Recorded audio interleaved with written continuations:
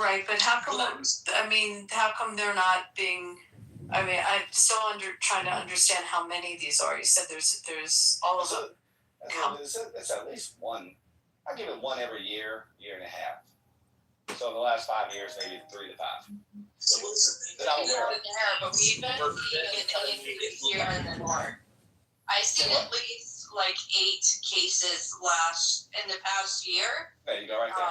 Of these hangings, and all over the country. But hangings, actual hangings. Yeah. Yes, actual fucking hangings. But that's the thing. White people hang themselves too. So why is this like an exception that we have to assume that's a lynching? That's the issue we're running into, you know. Oh, gotcha. Because there's nothing else, you know. There's no. No, there isn't actually. That's the whole point. Because there's no other reasonable evidence that there's actual lynching. So a lot of people commit suicide by hanging. You realize that, right? Well, you said white people, though, right? Yeah, white people. Are we talking about white people, though? And guess what? You ever been with a trans? Oh wait, so there's zero people committing suicide with black hanging. You ever been with a trans? A lot of them are veterans, you know, Matt. A lot of vets. I forget what the percentage is. It's horrible number. How often? You have to give it a number. There's no zero, like G is saying. So if there's 5, he said there's like 5. Whoa! No, I never said 0. I never said 0. Well, don't do that. Don't tell me what I'm hinting. No, hold on now. First I say it, now I'm hinting at. Give me a fucking break. You suddenly. Well, which one is it? Did I say it or did I hint at it? No, you hinted at it. You're like, oh, no, I hinted at it. Okay. You kind of like made this little comment, snide comment, like, oh, what else would it be? You said that. What else can you reasonably assume this is? Yeah, that's exactly what you said. Yeah. They shoot themselves. They don't hang themselves. So my point is that you've got to account for an X amount of that happening in the black community, right, G?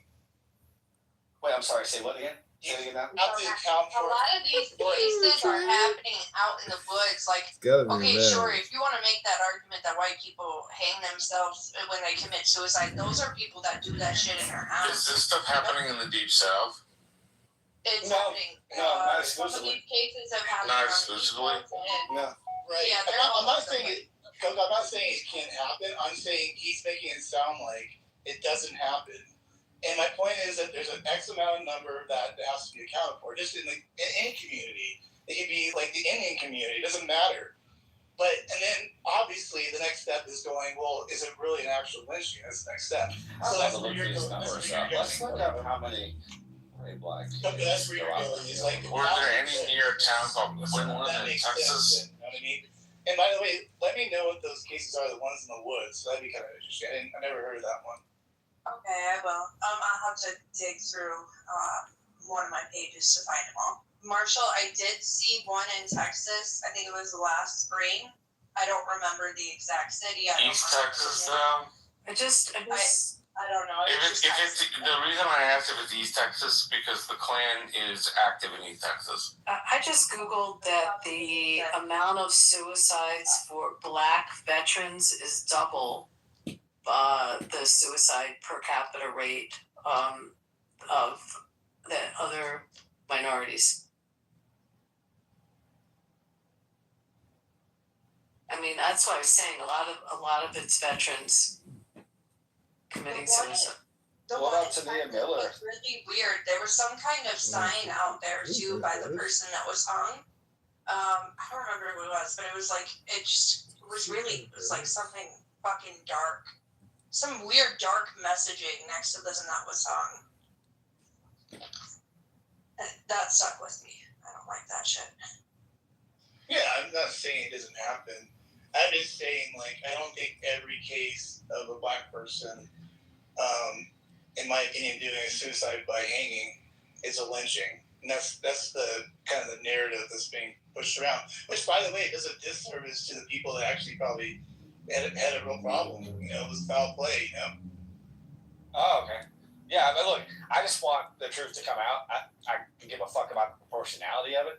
I do think it's notable that, you know, local authorities come in and rule it initially a suicide, and the FBI comes right behind them like, all right, we're going to take this one over, take this one on out. No, it turns out it's not. Or in most cases, or one of the cases I just read, they got an independent coroner to come in and look at the whole situation. There's another lady, her name, this actually happened last month. What was name was Tania Miller. She was found hanging from a tree in Florida after traveling to Miami for Juneteenth. Her death was initially investigated, and authorities ruled suicide. The circumstances and officials have been faced by continuing questions and scrutiny, blah, blah, blah, blah. So I guess she did drive all the way down there for Juneteenth and decided on Juneteenth, I'm going to hang myself on a tree. There was that. Can someone check this for me, because I'm having a hard time believing that there's no actual articles. I'm starting to believe that maybe this is just like a made up story. Juliana Nzita. They say that she was 16. She was found dead hanging from a tree in Charlotte. Okay, someone find why are there no news articles about this? I can't find news articles. I'm finding a bunch of like Reddit posts, Facebook posts. I'm not finding any news articles. Everything is just a report of a report. It's also interesting when you say law enforcement, because law enforcement in the South, a lot of law enforcement are minorities. It's not like you have law enforcement that are, all white law enforcement. It's just not the case. Wait, what you mean? So, what do I mean? I mean, I don't know. Let's pick a city in the South. And is Joe in here? Is Joe here? Yeah, Joe, tell me about law enforcement in New Orleans. In New Orleans? So we're going to go with the major hubs? No, I'm sorry. I'm going to have someone from Louisiana in here that... Let's go to the city. Can we talk about this stuff? Yeah, go ahead, Joe. Do you mind, let Joe speak for a second? Are we talking about the city of New Orleans? Yeah, or just law enforcement in the southern part of Louisiana. The city of Jackson, the city of Birmingham. Thanks. These areas have a predominant black presence in the police force. It's not like these are just like white areas, and it's the white authority versus the black. Let's just throw that out for a second. Civilians. I love that, and I'll accept that all day, because that's true. Definitely, I cannot say that Jackson, Alabama, doesn't have a high population of black law enforcement officers in a predominantly black cities such as Jackson. But that aside, are we saying that the presence of black officers in any way impedes or prevents any sort of racial injustice? No, we're saying the police department. The absolute opposite was my hypothesis, because you made the inference that the police and then the FBI rule it as suicide, and you made the inference that it's a racial issue. And I'm making the point that a good number of police officers that are investigating it are not white. That was the point. It was no. It's refuting your hypothesis. I've absolutely refuted it, because you made the inference that it was racial on how they're making these rulings, and I'm making the point that the irony is the majority of not a good chunk of the law enforcement are minority. Okay, let's go with Colbert County, Alabama. Right. So, G, I thought you were saying small town, small police department, ruled a suicide. Then FBI comes in and says, no, this is not a suicide. I thought that's what you were saying. How does Hunter warm the internet? Oh, you're on mute, sorry. Sorry, I don't know. Somebody must have muted me. Let's go with Colbert County, Alabama. Why Colbert County, Alabama? That's where DeMorris Richardson was found. The FBI has now stepped in on that case.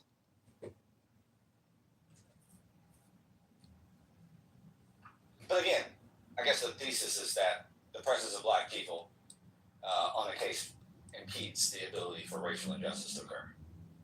Out of curiosity, G, do you think a white man going to preach Alabama would be out of place and may suffer from some discrimination for being white in Alabama? No. I'll tell you what I do think, though. No.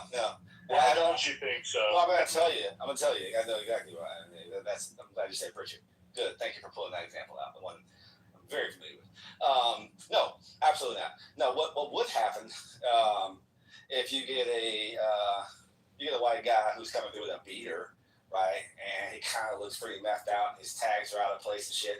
That's probably going to get you a pullover if your tags are out of place any damn way. But no, I'm not seeing, honestly, I'm not seeing any such action. And a lot of white people traverse through Pritchard, Alabama. A lot of white people. There's actually an artery that flows through Pritchard that goes through several other predominantly white cities: Saraland, Chickasaw, Creola, for example. Right? All right. African town. Yeah. Good. Thank you for calling it African town, not Plateau. There's a major artery that flows through that city and goes through there, and I can tell you that not any of that occurring actually. That artery goes above. It's a flyover, right? No, it's not. It's not. You're thinking of I-165, right? No, not I-165. I'm talking about was it Highway 45? Highway 45 cuts directly through the city of Pritchard. Actually, if you take 45, you can go from downtown Mobile, cut straight through Pritchard, and go straight to Saraland, Chickasaw, Satsuma. Yeah, so out where the hospital is there, Mobile's hospital, man, the University Hospital there. Okay, it's pretty rough around there, man. There's like 4 hospitals. University Hospital. I just said the University Hospital. Okay. That neighborhood. I said the University Hospital, that neighborhood, man, all the houses are boarded up and things like that. That's a pretty tough area for a while. Actually, that's not true at all. The area around University Hospital is not mostly boarded up houses. In fact, what you'll find around there now, there is an element of crime that goes along in those areas. But again, even in that area, you're not really out of place. You'll find the majority of the houses are actually owned by older people who keep their lawns up, and it looks well. You're thinking of the Tolmanville community, so let's not be too overgeneral about things. And then right next to that would be the Upper Midtown Crichton community, right? And so when we look at those areas, no, I mean, they're pretty well maintained areas. Now, there are some shakier areas when you get into, like, say, the Crichton area. But even in Crichton, that's a fucking diverse area. And there's damn near 50-50 blacks and white people rolling around there the whole damn time. So just being white in those areas is not necessarily going to get you stopped. And I can tell you for certain that I'm not seeing that happen in the city of Pritchard. So is it thinking possibly a group of white racists hung a kid and then try to make it look suicide, and then the local cops say, and then the FBI comes in later and says, maybe not a suicide? Yeah. Well, look, I mean, to the first question, so initially we have to go with foul play, no foul play. All right, bam. So when you say suicide, that is absolutely no foul play, so there's no reason to look into that. Then the FBI comes in and play. Now we have to determine what the foul play was and what the type of profile, right? The FBI has profilers, a profile of a person who would actually hang somebody. Who are we looking for? What's the general archetype of the suspect? We should be trying to build our profile together to gather up and look for it. Now, profiles are obviously not that admissible. Certainly do. They certainly do relate to a lot of FBI investigations, especially when you don't have a suspect known. You have to start to build a profile of the reasonable person that will fit that scenario that you can actually go after and look towards. And sometimes they're fucking wrong. You know what I mean? They just are. And that happens too. So I guess that's what I'm saying. I mean, I live in the South. I have a hard time seeing. I think it would. Sometimes the most obvious answer, even though it's painful, is what happened. And I'm not saying it's not possible that they were lynched, but I have a hard time seeing that in 2026 or 2025 or 2024 that people are still lynching. I don't think so. Right. And certainly we don't have any.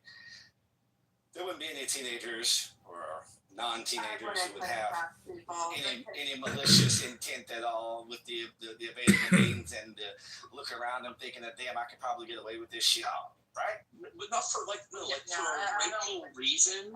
They accidentally kill a friend and they try to cover it up. You scream them up, right?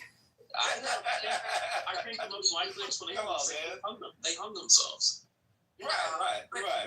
And that's what the permit tends to go with. I'm sorry. What do you call lynching? Is lynching just hanging to you, or is lynching a mob killing someone? I don't know. I mean, what would you consider? Well, we just said, because we were calling it in our media. Shit about God, or they're Christian. To be since they've been lynched. Well, then they're not Muslim. That's what we're trying to do. That's the thing I think they don't understand. Is I would try to get the American populace to go and you guys. You're correct. You don't understand. They don't understand. Wants this to happen. They need to fucking do a fucking. This is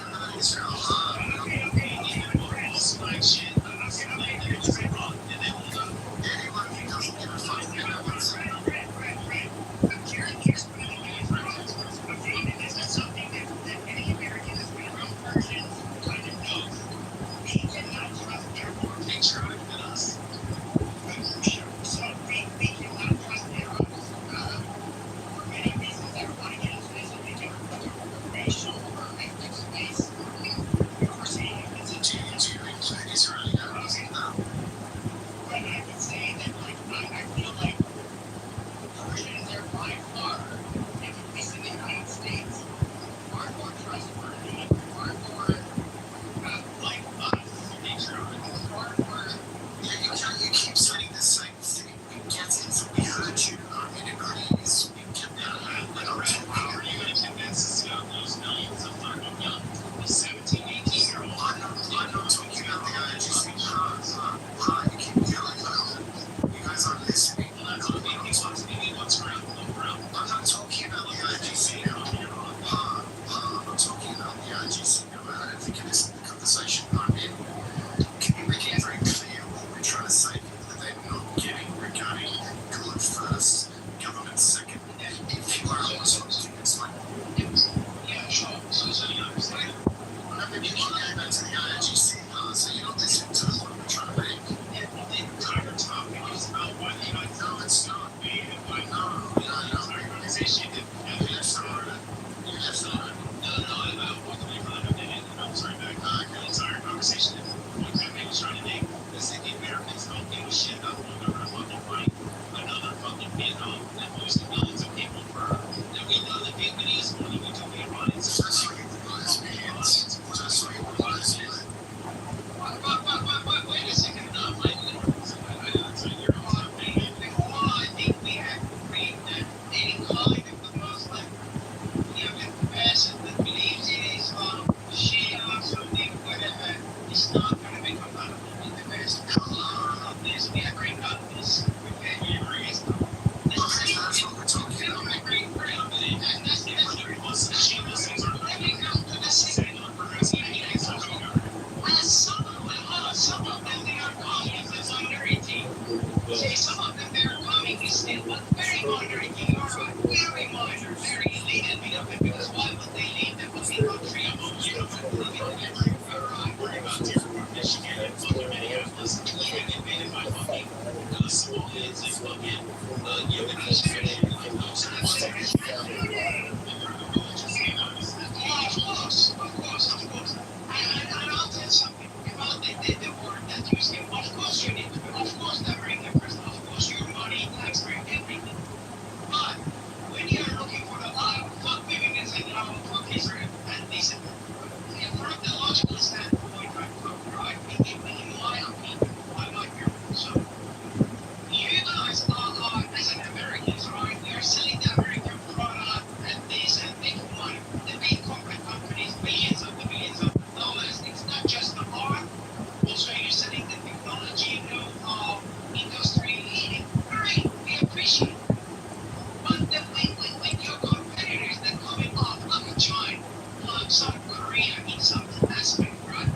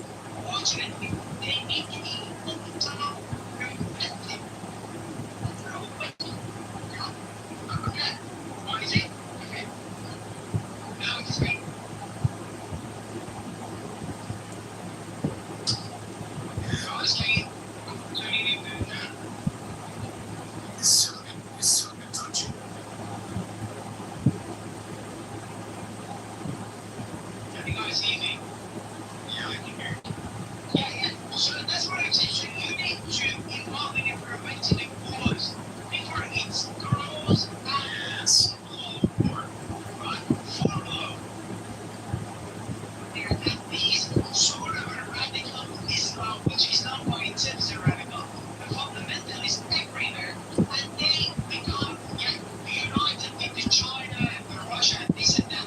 It makes the American power to deplete. You know, slowly you're losing your influence in the Middle East.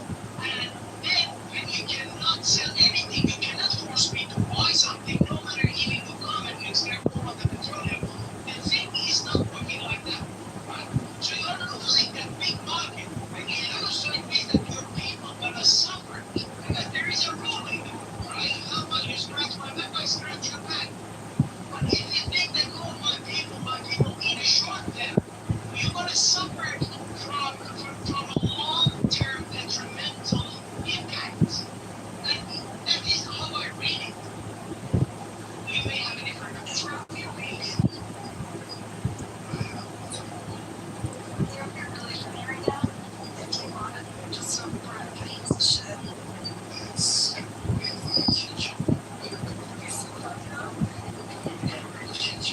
That's what's mine. you're not even gonna go to things like this. It's pretty sick. I mean, that's how it is my mind. It's because she's an ignorant. I mean, it's fair. One second, Pippin. What? I mean, you're not tennis and all the red out.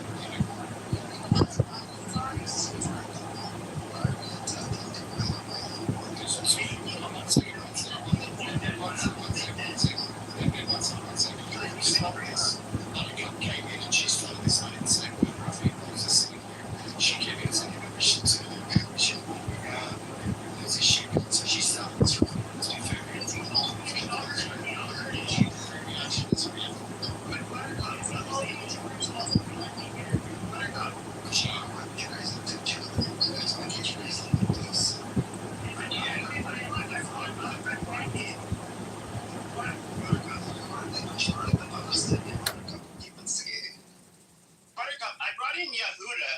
You debated the other night. Now he's somebody who's like what I would consider a shit lib. He's from Canada. He's a liberal Jew. He has a very large following, like 100,000. Yeah, I've seen him on He's Twitter. awesome, Pepe. He's awesome. And so, I've talked to him privately. How'd you get him on to the come phone. on here? How'd you convince him? No, because somebody was streaming that space, and he's like, "When did this conversation occur?" And I was like, "Wait, what was being said?" And then I was like, "Oh, dude, I'm in that now."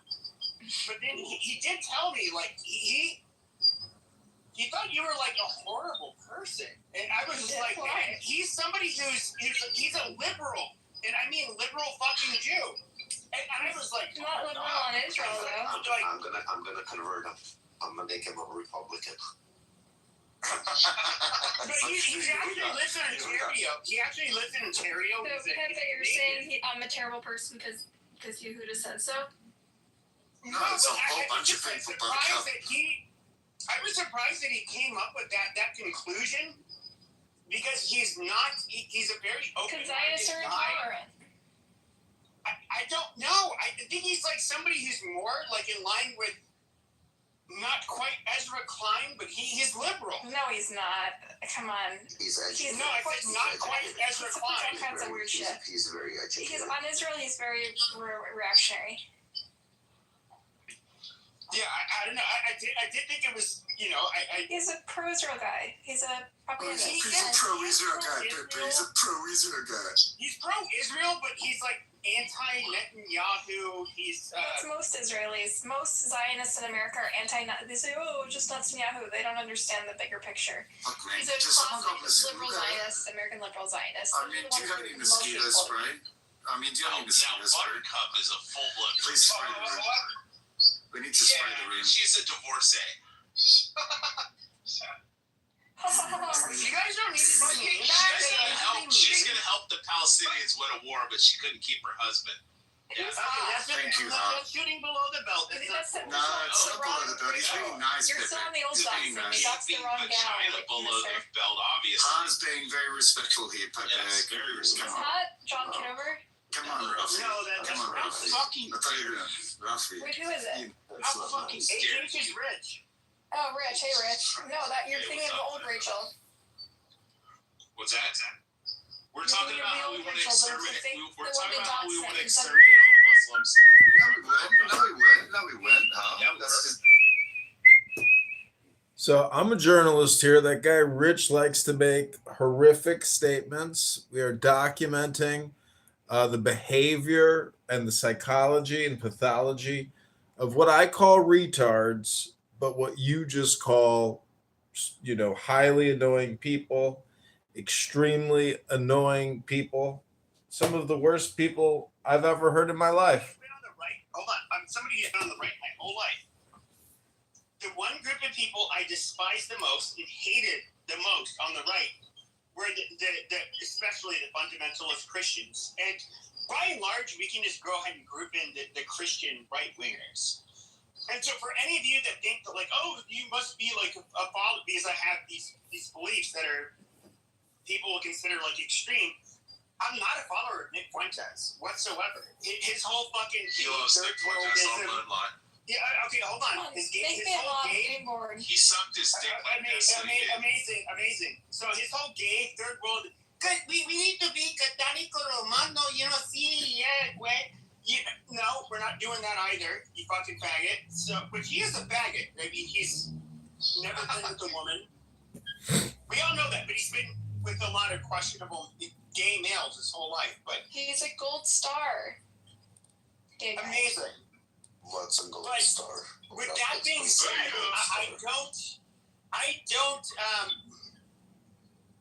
I got interrupted so much. I don't even know what the fuck I'm saying. This Nick is. Fuentes. I blame it on you. No, you were talking about God. She's gone. You were talking about God first, right? You were saying the evangelicals put God first as well. Oh, yeah. Evangelicals put God first before everything. Before national security, before any goddamn thing you can think of possible. They put God first. And if you're a devoutly, let's say, like Christian person, a true believer, you're going to do that. And I think that, like, even with Judaism, I'm going to guess that probably is going to occur with them too. If you're somebody who puts religion before everything, it's problematic. You have a allegiance to God and your religion before any nationality. I agree. 100%. I don't disagree with you, Pepe, regarding the evangelicals. But still, would you say America is a Christian country? I would say that, like, there's no question that when it comes to our morality and the founding populations, we are overwhelmingly Christian. Exactly. Look at the latest waves of immigration in the United States. They're mostly Christian people. Like, we are, by and large, a Christian country. That's why we don't. Okay, so you got one problem. So, Pepe, you got one problem going on, like the one that you're referring to. Why would you want to add another problem? It doesn't make any sense. Like, you can What clearly see. do I want to add? Well, no, I'm talking about the Muslim issue in the West. If you, listen, I'm from Australia. Okay, I think so. You can ask Amir what I think about this. He'll tell you this is what Pepe says. I believe all Muslims need to be removed by the West forcefully. And that's all. Listen, that's all that Makmal and I were talking about before, huh? That's all we were saying. Yeah. We weren't talking about the IRGC, we weren't talking about Zionists or Jews or Israel or Bibi or any of that stuff. That's the only subjects we were talking about before, just to bring you back to them. Okay, but so the thing is, though, I'm critical of Israel. But somehow, what I see are the people that will rape our women, try to subjugate and overpopulate the West any way they see possible. And I personally, I think, and even their prophet just makes my fucking stomach. Yeah, that's all we've been saying, Pepe. So we're on the same page. So I understand we are on the same page. So Pepe, Pepe, you said something about religion and nationality, which I really liked. You said nobody should put their religion first, then nationality. But did you know that for some Arab countries, they don't have a nationality. Their religion, which is Islam, is their nationality. Such as the guy who came to the room from Morocco, and for him, like, Morocco was nothing. But as soon as you said something bad about Islam, his blood would boil. So for these people, it's very... So I'm glad that Foria could be here, Pepe, to teach us about it. Let him finish. Let him finish. Guys, stop interrupting him. Yeah, so for these people, it is very difficult, okay, that they put away their religion, because their religion is part of their nationality, part of their identity. So no matter where they go, west or east, they behave the same. I agree 100%. I agree 100%. I think the biggest problem, and this is what a lot of Westerners don't realize, this is shit I was talking about years ago. It's weird I'm like talking about it again. I look at as Muslims, they will, what you end up importing is not just Muslim individuals and people of a different faith, but people that believe in a different political system, people that believe in a radically different justice system, people that basically believe in also to strong arm, coerce, extort, or enforce their will, which, you know, to become a Muslim means you submit. That is exactly what they want to do. They see, and these people, in their minds, they don't see it as being evil or bad or mean. They see it as their calling. It's a good thing. So do what Greece does. Do what Greece does. Do what Greece has done. No mosques. Do what Japan has done. No mosques. Muslims will, Poland's the next level, right? But Greece specifically, right? Because it's not exactly like Poland. But no mosques. No building of mosques, right? Okay, half my family comes from Corsica, and you can look up Wait, Corsica. no mosques. We're building new mosques. Oh, hold on a second. New mosques. Oh, we need to. You can look up. Okay, you can Google Corsica Muslims, and you can see that they had roughly a 15% for 15% of their population was Muslim. Now, what the Corsicans did is they allowed them to have prayer halls. They could not own a mosque.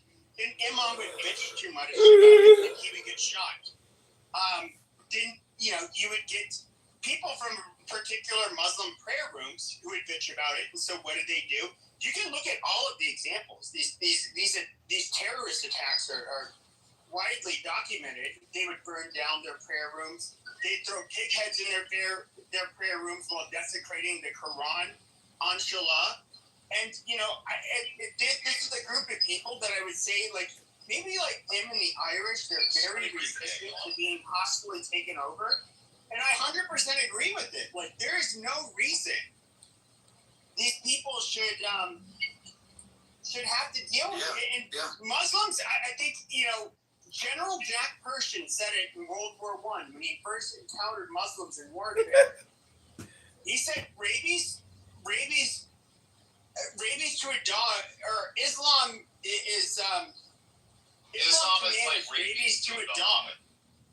Yeah, and basically it's like this third world death cult that it basically Islam is conquering, raping. Hold on. Conquers rape.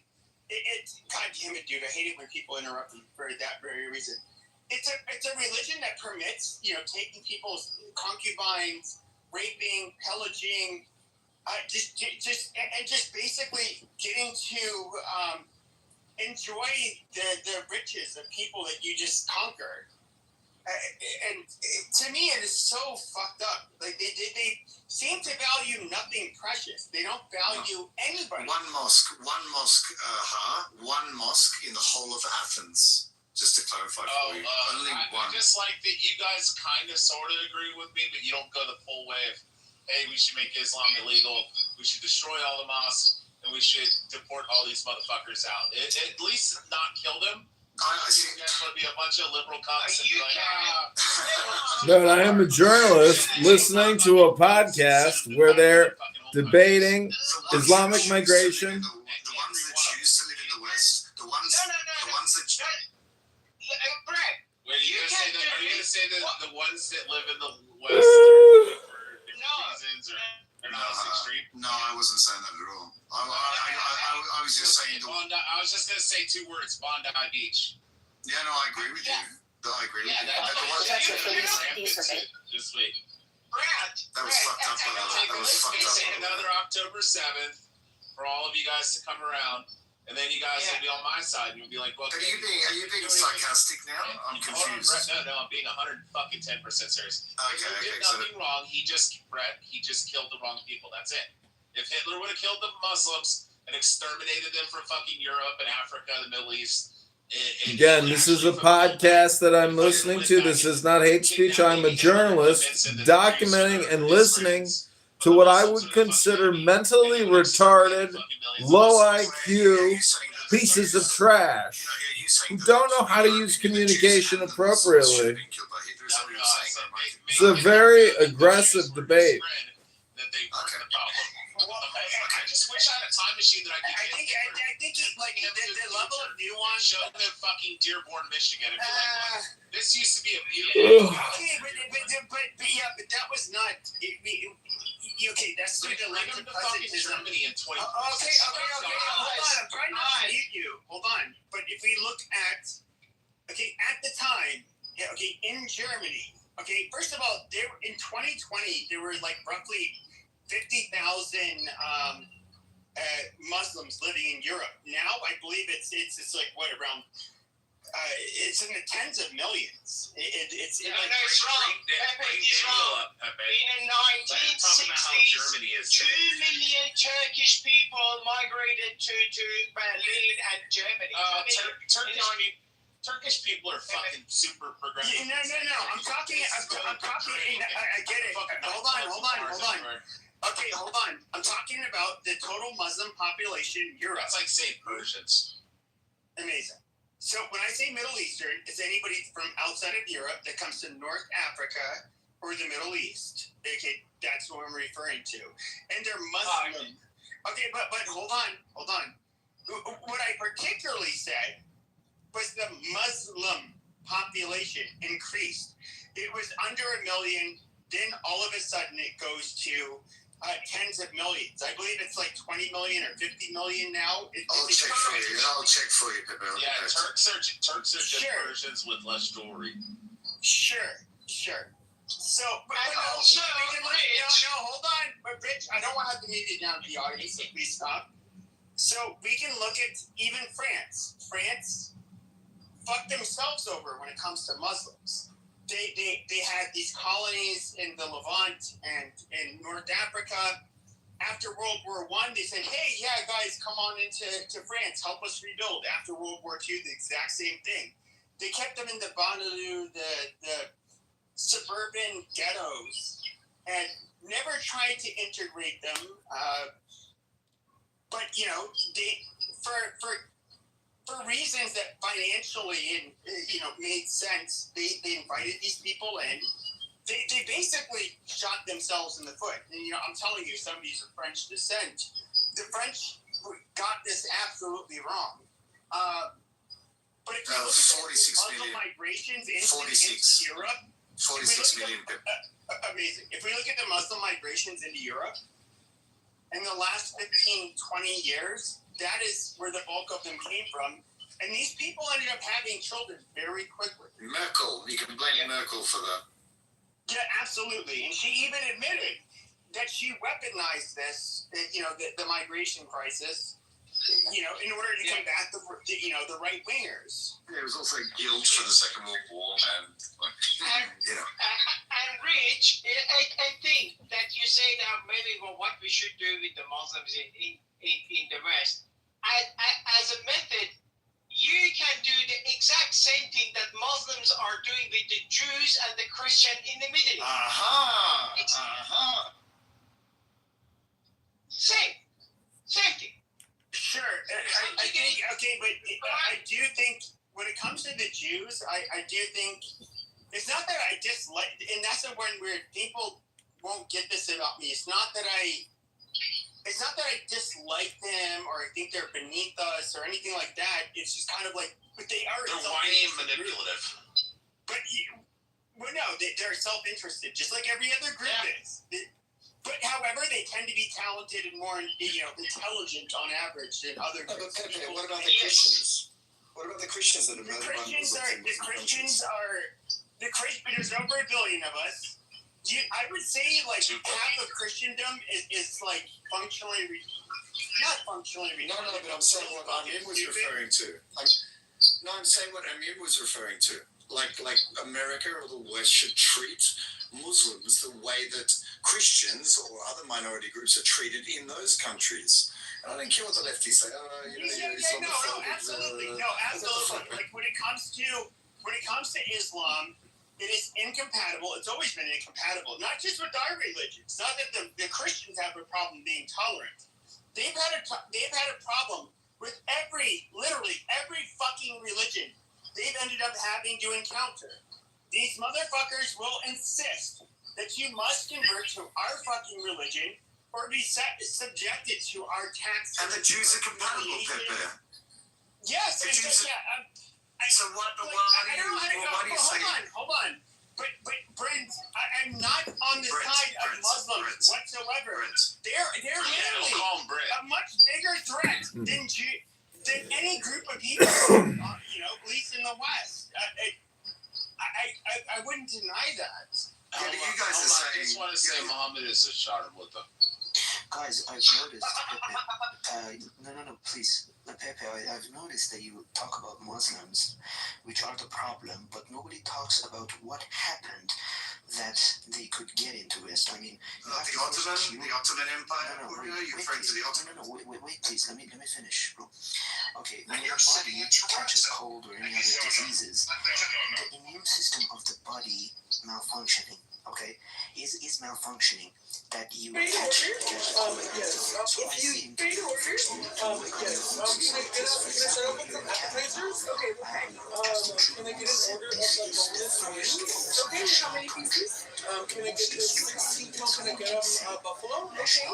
And then can I get some of the bone-in wings? Buffalo as well, 16. And then can I get? If you use this sound, I agree with you 100%. And so, like, I agree. So, like, I remember it was like maybe a couple of years ago talking to Richard Spencer, who was like the leader of the alt-right. And this is something that I was a white nationalist for years. If you were locked up at any Illinois juvenile detention center, I'm somebody who did see probably the more pernicious malady in all of this when it comes to the culture war, and what we see as like forging our future is being the problem with white people, our own people. Our people are incredibly divided. They're incredibly altruistic, trusting. They will. Who's divided? Who's the Americans? White Christians. And so, like, I would say people of European descent, in other words, they do have what I would consider like a malady that you do not see in any group of people other than ourselves when it comes to basically being willing to usher in and even celebrate the destruction of our cultures. Okay, I have a question for you. Pepe, I have a question for you and Ha, because you said something before and then you slid past it, and you agree with what Ha said, or what Richard said. You said Jews are very manipulative. Can you bring receipts for that? Like, what have we said, or what have I said? I didn't use that term. I used the term Rich said it. Rich said it, and then you agreed with it. Maybe you hear what he said. Manipulative. I do think that. I think those are tropes, but largely kind of true. Tropes are usually. Okay, so bring receipts. Bring receipts for that. You made a claim. Jews are manipulative and whiny. Can you please bring receipts? Like, tell me. I think we should have said. What have I said? I'm a Jew. I'm a Zionist Jew. Hey, Rich, I'm not treating you. I'm genuine. I'm genuine. Bibi Netanyahu that the United States should put. I think you need to understand, like, if we look just from the lens of the United States, okay, It's an absolute fact. Okay. Okay. So hold on. You didn't hear what I was gonna say. You didn't hear what I was gonna say. Now, if we look at Jews that live on the, most of them live on the eastern or western seaboards. Okay, and just like most Gentiles that live on the eastern or western seaboards, they tend to be more liberal.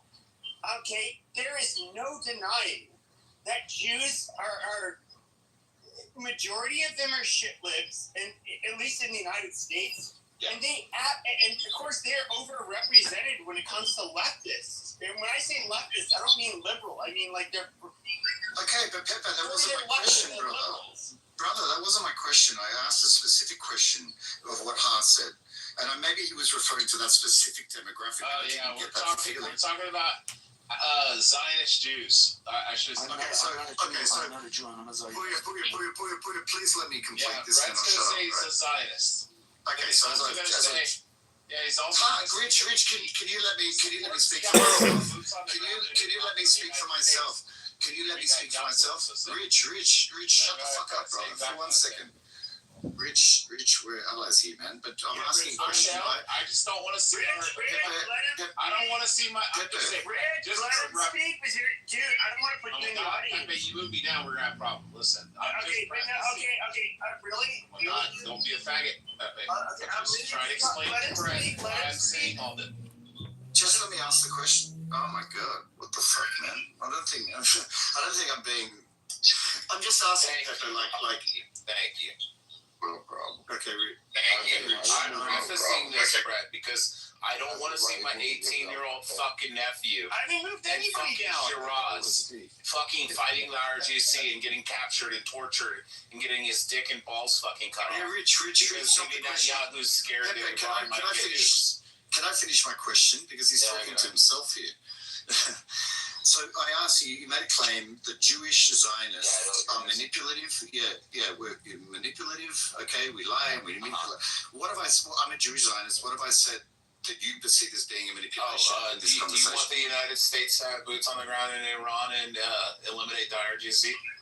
Well, I wasn't talking about. We weren't talking about that. I'm asking for context. Do you want to see that happen? Would you like to see that happen? Are you drinking? No, I don't drink. Okay. So just chill the fuck out. I'm asking a genuine fucking question. Rafi's gonna agree. Yes, Brett, you should answer that. Wait. So Brett, Rich is autistic, not a joke. Super autistic. Okay. Yeah, he already knows that. He's just trying to use that. I didn't know that. Rich, I don't know. Okay, cool. So Brett, do you want to see the United States and Allied forces invade Iran to the RDC? I don't perceive it. I don't use the same words you do. Would you like to see us have boots on the ground in Iran? I would like to see the Allies, America, Israel, and the Allies see what's actually happening in the world today and the real risk and the real threat that's happening that you seem to be glassing over. Well, hold on. Let me ask you. All you have to say is yes or no. Okay, but he's not doing it. He's not going to. No. Okay, so I want to ask you a question. Do you think France has more of a right to exist than Israel, or Israel has more of a right to exist than France, or do you think they both have the same right to exist? The same. Same thing. We agree there. Now, one of the biggest problems with Israel is that they are in a place that is very hostile to not just Jews, but Christians, but particularly Jews. But so one of the problems people like me have is just like we would not tolerate basically the demand that we support a foreign country. I don't see this as Israel's war, Pepe. I don't see it as Israel's war. No, I don't see it that way, Rich. We all know. No, but I'm saying my opinion. You might say it is or it isn't. But if Israel wasn't there, I see we wouldn't give a shit about Iran. I'm not talking about Iran. I'm saying about the issue. Israel did not exist, we wouldn't give a fuck about Iran. So you're saying bombing Iran? what? No, we would, Korea. We No, you would. You would. Because for a Muslim, it is not about the Jew or Israel. It is about the police. I'm a Zionist, and I could at least say the truth. But it is about whomever, it is not Ummah. No, it's the fact that IRGC Oh has God, their listen hands. to Iranians They are crashing out. close. They're chimping out. They are close to get their hands on nukes, and if America doesn't do anything Oh, about it, that's in such a 10 years, bullshit fucking there won't be shit. any America. Okay? Bro, it's such fucking horseshit that Iran's on the verge Yeah, I don't buy that, Richie. Just so you know. Like, yeah, they can go 2,500 miles and they can reach London. Yeah, and I all this thought kind of we shit. put them back decades, last already summer. did. Yeah, we knocked the shit out. Apparently not. So I see this as a war. So I'll say it again, Rich, and I think we're on the same page because Brett, we have to finish this so Israel can build greater Israel like Bibi Netanyahu wants. See, I don't. See, you want to take a picture of Bibi on I-24 standing in front of This is greater like Israel? the low IQ anti-Semitism when you come into you start talking about greater Israel or their monetary system. I'm not making that claim. I'm not making that claim against Jesus Rich. was a pussy too. But what I'm saying, Rich, I don't see this as Israel's problem, and Israel's made that very clear as well. Israel's going to be the first one to get hit. No, Rich. They're going to hit Tel Aviv before they hit fucking United States. That is true. That is true. Who hits Israel? 100%. The second that they get enough refined uranium and they can strap that motherfucker to a rocket and they can launch it, they're not going to be like, oh, we should hit Saudi Arabia, we should hit the UK. No, they're hitting fucking Tel Aviv first. Don't worry, BB doesn't allow them, okay? Don't worry. They're not By the way, they're hitting Bahrain, they're hitting Qatar, they're hitting the UAE. The first one that's being launched is but as soon as Iran, if they were to ever be as dumb enough to, because we all know they have over 100 nuclear warheads in Israel, as soon as they were dumb enough to do that, But that's not the point. But if they had the capability, the first one they're sending is to Tel Aviv. But Rich, you confuse me, brother. You confuse me because you said before in your weddings, because you said I'm a Zionist. Rich. I love the Jewish people, but in the same breath, I'm not willing to sacrifice millions of Americans. I get it, but I get it. But we can keep calm, just like we're doing. We can do it for the next 20 years. I'm fine with that. So you're implying that Israel is no, I'm fine with hardcore. Right? Listen, Poria, I'm more hardcore than you. Okay, Poria, you would never agree to this. I've already said Kitover, Gaza. I can't stand Rich. He's got to be the most toxic communicator I've ever heard in my life. Couldn't even imagine. Imagine his wife. Like, his wife can't even speak English, so there's no other way you could possibly stomach listening to that guy. Oh my God. He's a YouTube content moderator's worst nightmare.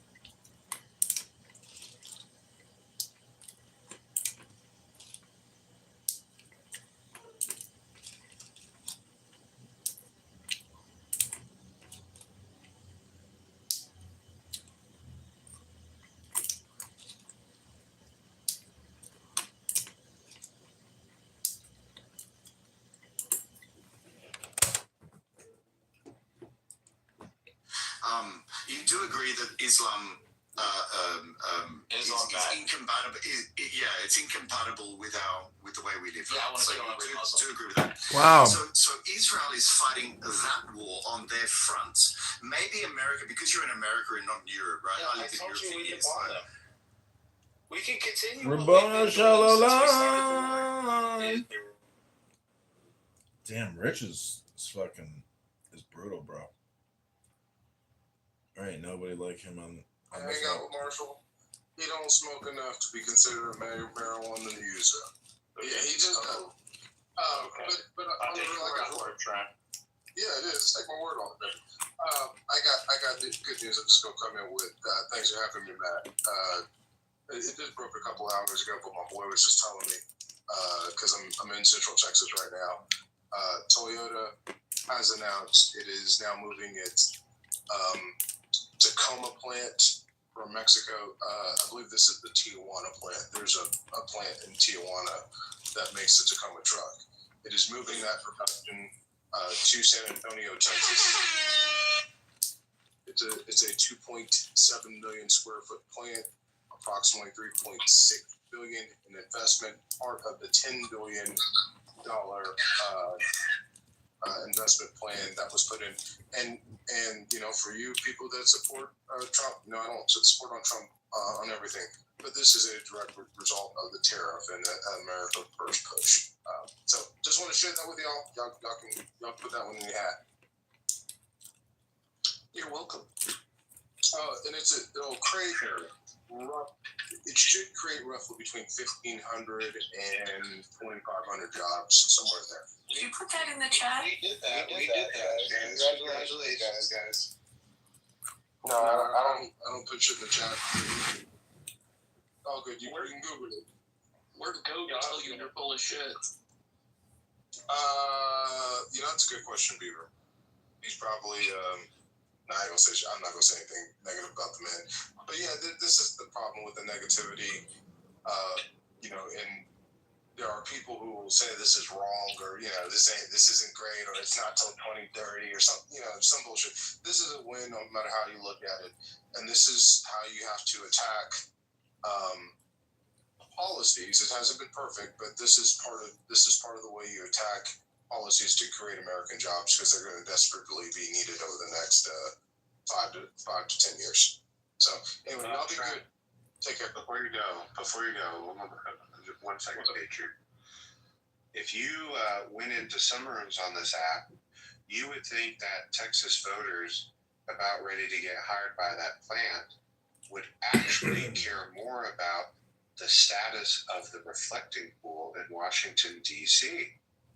That is what's really going to affect the midterms more than that. I've actually heard exactly that. I'm not even kidding you. That wasn't even a parody. That was a direct quote.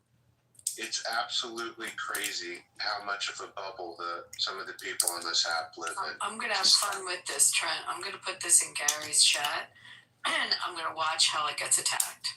Oh, Abby, you happen to have an idea of what room I might have been referring to. I'm going to have some fun with this. Thank you, Trent, for telling me.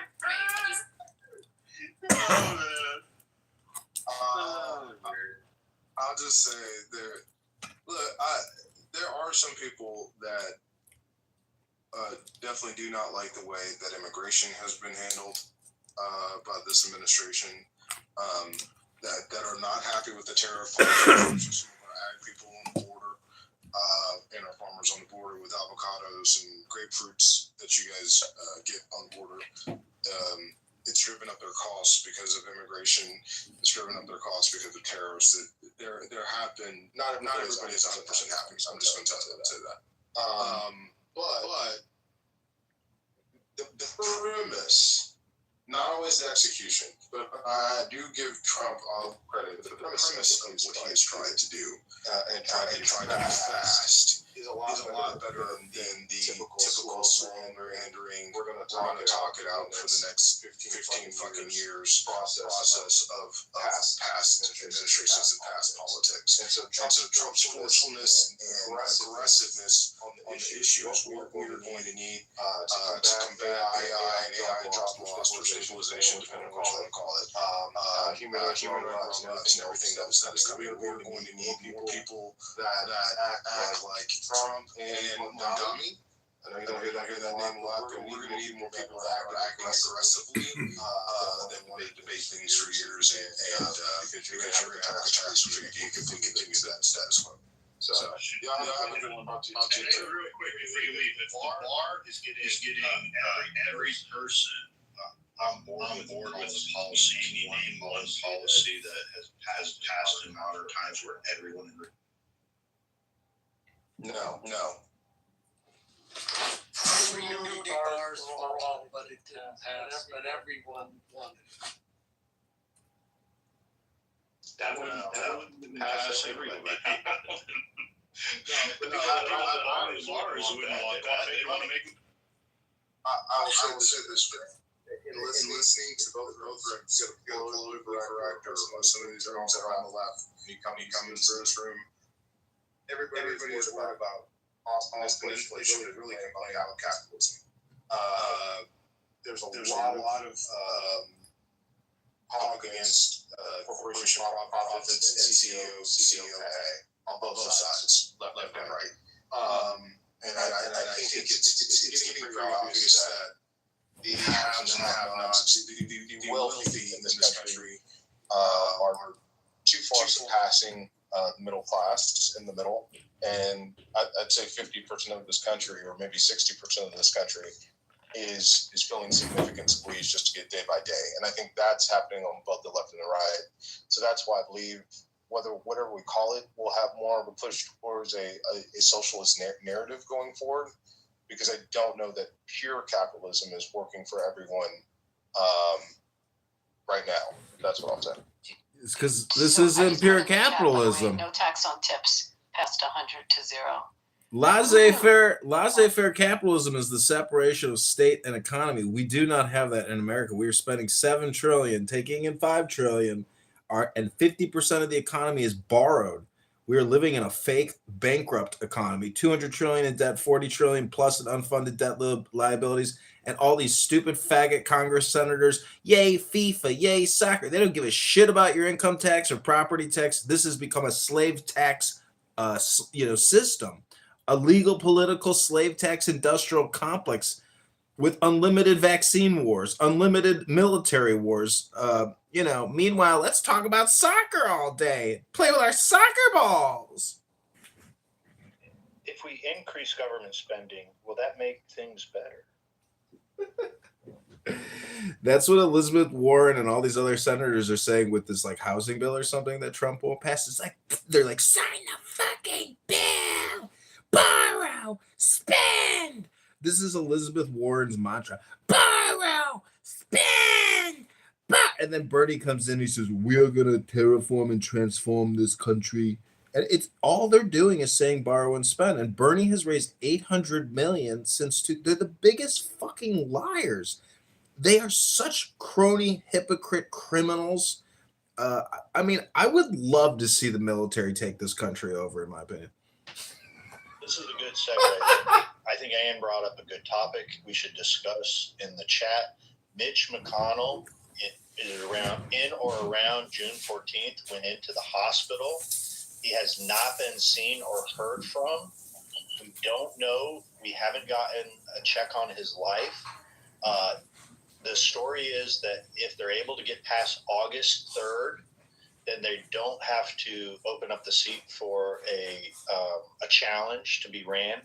But if we find out that for some reason he's dead, then they would have to open up the seat for election in the fall. So is Elaine Chao and other GOP elites, some of these staffers, propping up a brain-dead Mitch McConnell like it's Weekend at Bernie's just to get past this deadline so they can continue to hold on to their power? What is the story behind Mitch McConnell?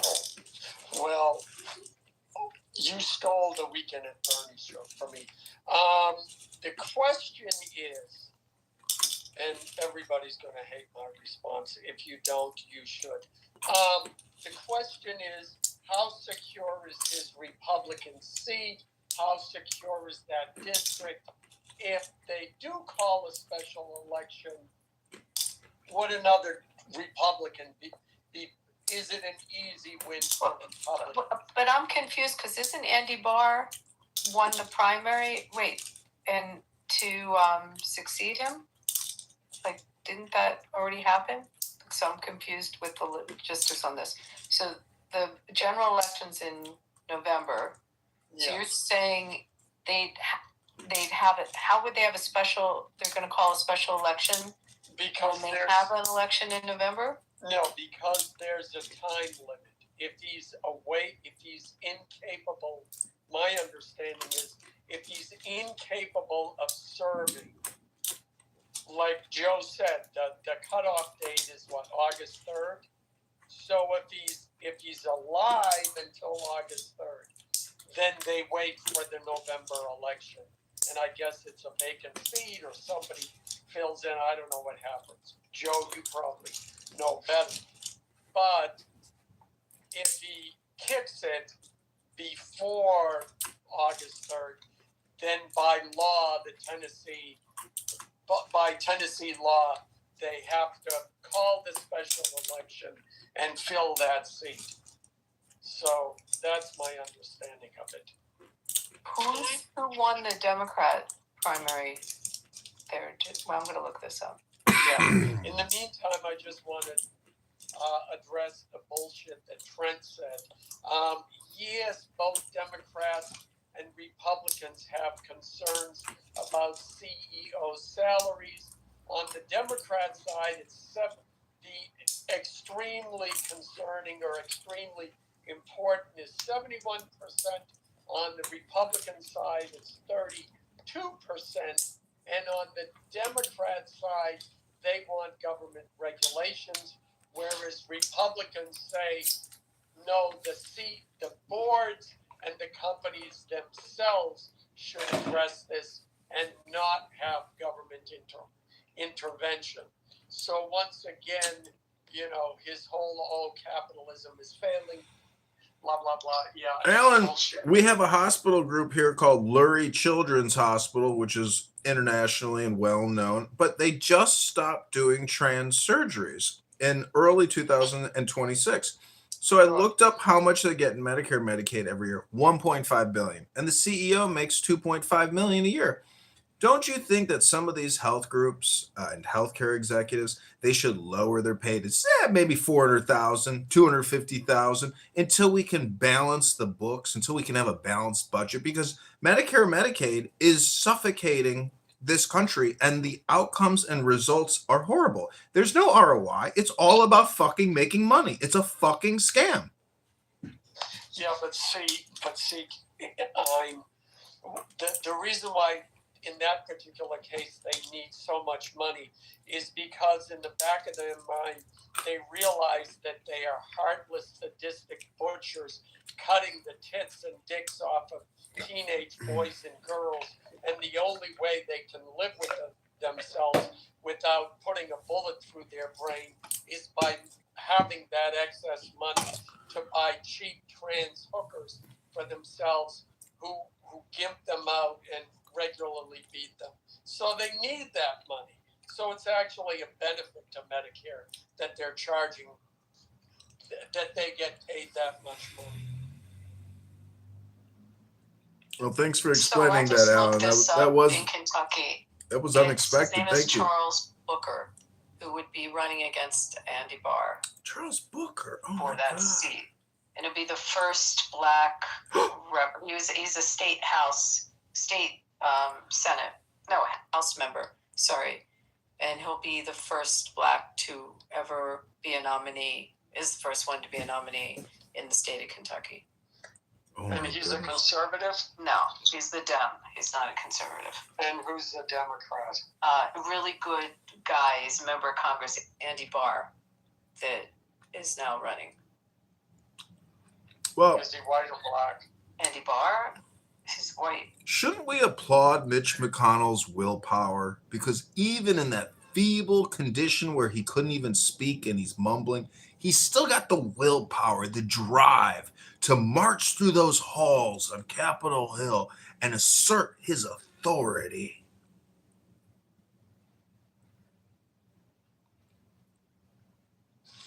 Yeah, people give him a hard time for being a rhino, but the Supreme Court, as we see it now, is a result of him. He single-handedly gave us the ability to fight all of this left-wing USAID corruption, woke governmental BS. Are you shitting me? Fauci has like 90%. I presided over the USAID fraud for fucking 30 years. 9% for Booker. Alan, I don't know where I hope you're being facetious again, like you were with the trans doctors, but No. I mean, it was, oh geez, what was his name? Poor guy committed suicide. Oh, I forget his name now. Are you talking about Like a guy on this app. There's a documentary about Mitch McConnell, the Supreme Court, the whole controversy around Merrick Garland, and how he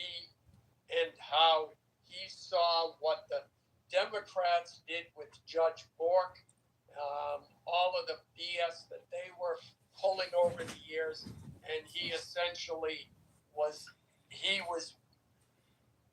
laid in wait for years, waiting for the time when he could just screw it back to the Democrats, and he did. That's why Trump we'd have one less conservative justice on the court, if not for Mitch McConnell, anyways, that's it. So yeah, I know everybody hates him. Once Trump got in, he's fought against Trump. He hasn't supported Trump. Yeah. I understand that. Okay, but still. Hello, Moto. Well, his daughter hates his fucking guts. So, if that says anything about, daddy-daughter relationship. But his daughter, according to TMZ, has deleted her account on X because in the past she was bad-mouthing her own father. And I'm just saying that's probably an indicator that he is no longer with us. And like you said, he's probably on a forced respirator. And, his political allies and associates are saying, just keep that pump going. Just keep the electrical stimulants plugged in to keep, hope alive. Well, now going to talk to the CCP official just 3 days after he was put into the hospital. We don't know anything about his health, and his wife's over there talking to communists. It's very suspicious. Mm-hmm. Abby, I didn't quite hear. So was the Republican heavily favored? Heavily favored. I've just been looking at all the different polls that are coming up.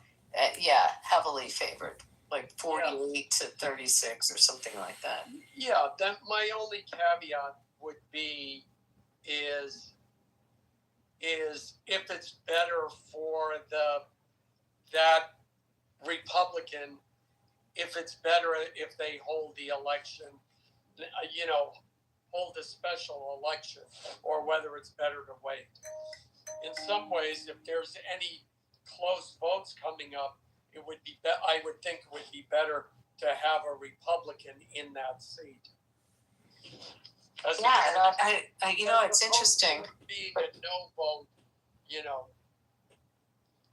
It's going to be about turnout, Alan. Like on a special election, that would be defining on it. Gave life support, no pun intended, to the Massey crowd, where they think Massey could run as an independent and try and play spoiler. That would be amazing.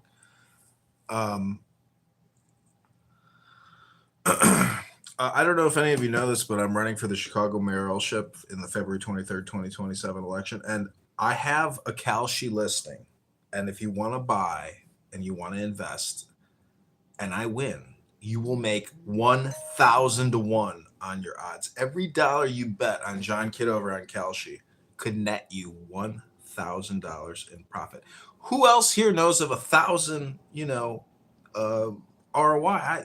You could vote. I mean, you could bet on the other candidates. The best they got is 150 to 1 on the current mayor.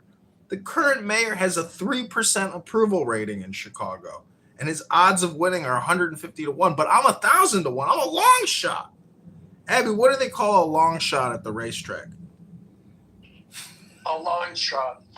You're actually on Kalshi. Your name's on the betting market, Kalshi. What did I stutter? I'm impressed. If you Did I stutter? John, do you have a podcast?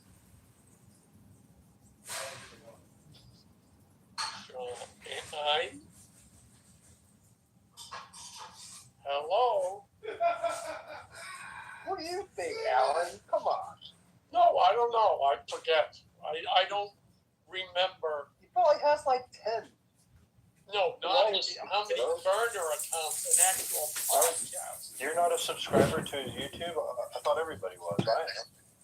Okay. You still hungry, Wallace? All right. Well, then he's found Thank you. he's found his perfect niche.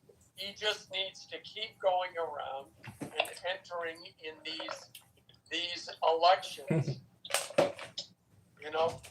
and getting himself on the ballot. That's your claim to fame. Well, I'm not on Kalshi yet, but just talking about it and putting it onto YouTube is all the work you need. No, but July 6th. Wait, who's giving me the thumbs down? July 16th is when I can officially file and I can start collecting petition signatures. I'm optimistic that I can get on the ballot, but it is 15,000 signatures. It's a lot of fucking signatures.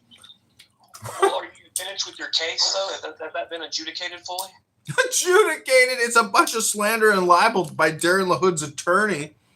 There's no investigation. I'm just asking, is it over?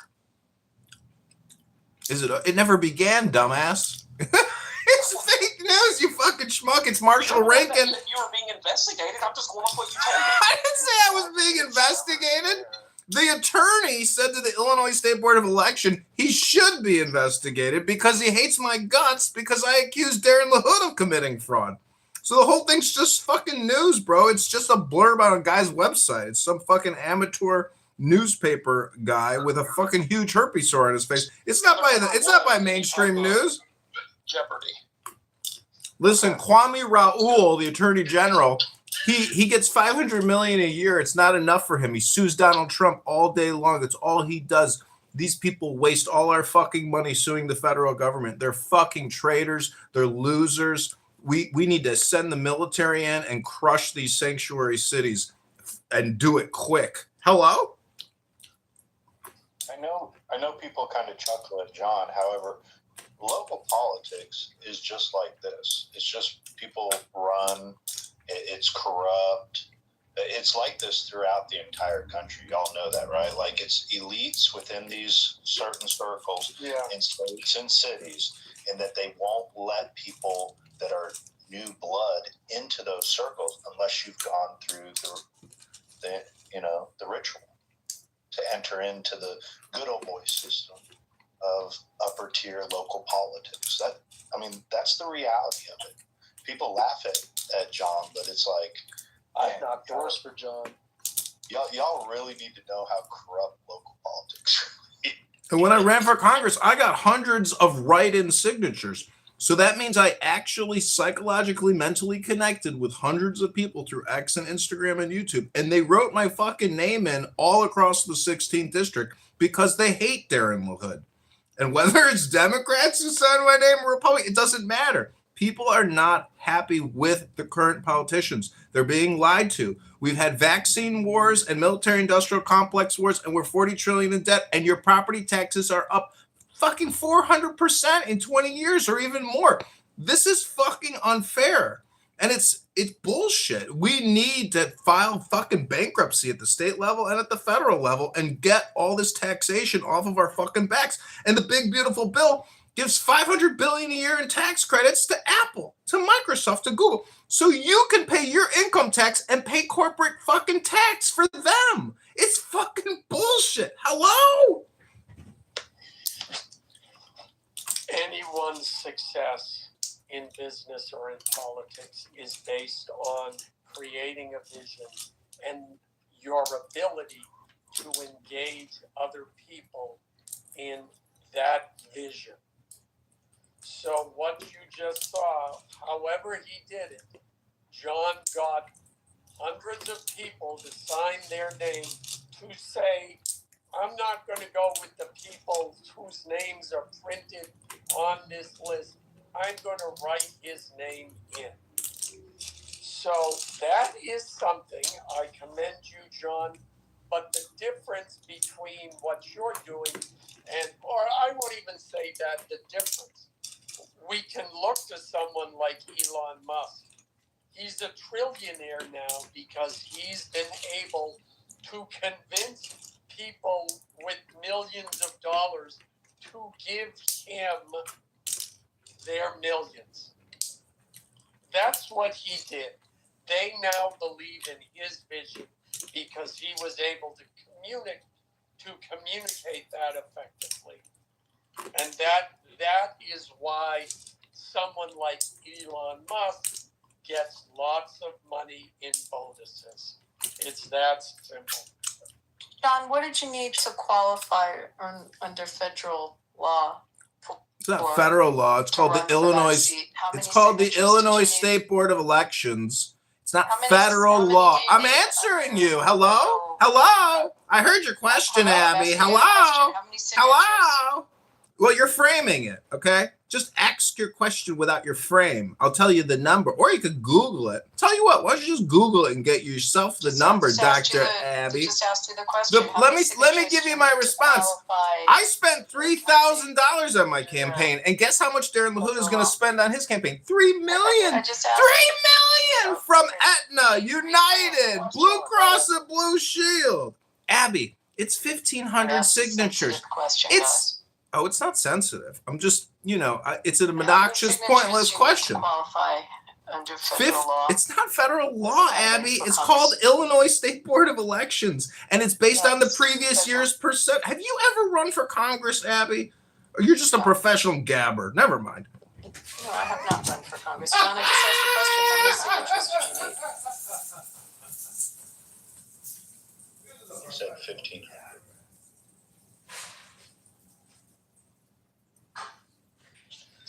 I'm curious, Abby, why were you asking the question? I'm not asking that.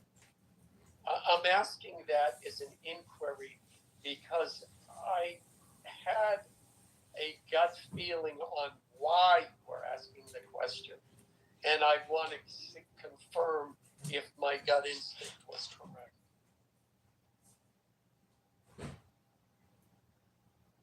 I was just asking the question of how many signatures are needed to qualify as a candidate. You have, in an average congressional district, you have you have to have 750,000 residents. So, and how many are registered voters of the 750? And of those registered voters, how many do you need if you enter into a race via a petition with signatures? How many do you need? That was just ask the question. I got the feeling that you were going to be more helpful to him, but then he made it difficult. Well, what's funny is this slander, libel, and defamation that John Kitover committed petition fraud. It actually helps me because without any publicity, I'm just a fart in the wind. but people are still attacking me over this libel, slander, and defamation. You've never even seen the PDF audit by the Illinois State Board of Election where 500, 600 signatures are said to be out of district. Those aren't fraudulent signatures. And they said over 200 were legitimate signatures in district. So it gets very technical, and without any details, all you do is repeat a blurb from a news article by a fat fuck who's an illegitimate journalist. I just asked a question. Hello? How much money do you have to have raised to qualify? What the fuck are you talking about? To hit a threshold. How much money do you have to raise to hit a certain threshold to run as a candidate? Abby, you don't need to raise a certain amount of money to run as a candidate. You could raise $10 fucking and run as a candidate. What kind of question? Are you really an attorney? Hello? Do you have a filing fee, John? No, Abby, not in the state of Illinois. There's no filing fee to run for Congress. There's nothing magical about $5,000, John. Yeah, if you raise over 5,000, there's a magic threshold where now you have to report your donors to the Federal Election Commission and do your quarterly filings, Abby. You never ran for Congress, though, so what do you know about it? What's the number, Don? $5,000?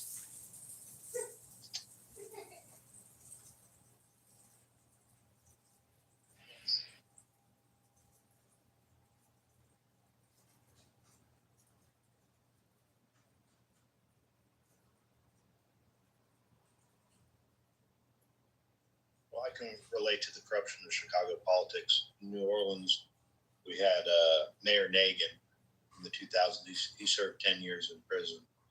And the last mayor, LaToya Cantrell, she's currently indicted for federal charges. So I'm probably biased with local politics due to this.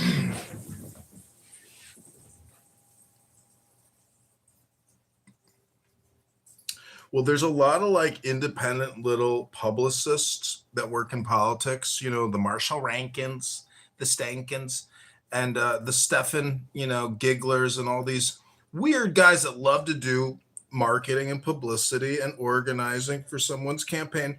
And we have special retard candidates, people just like that here in Chicago that you've never heard of.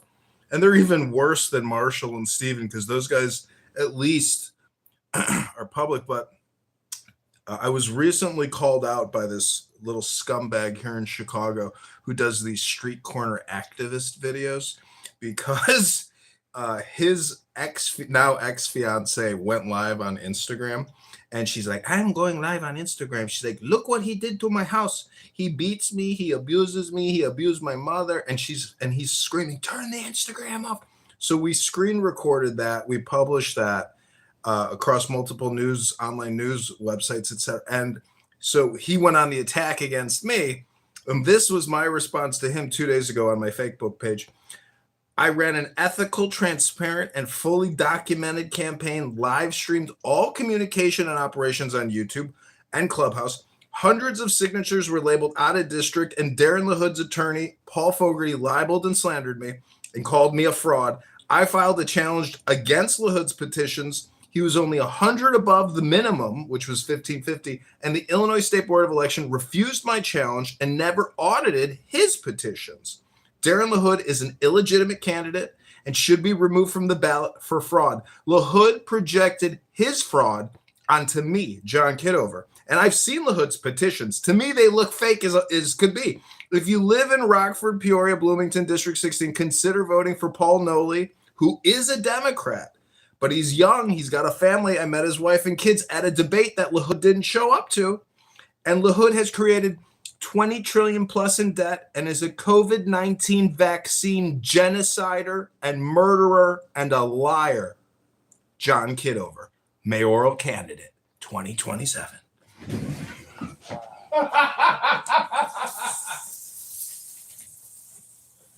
good, John.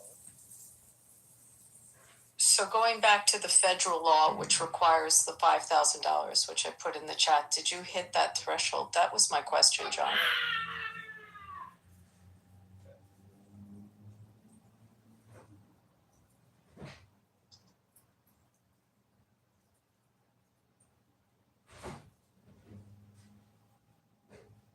guess not.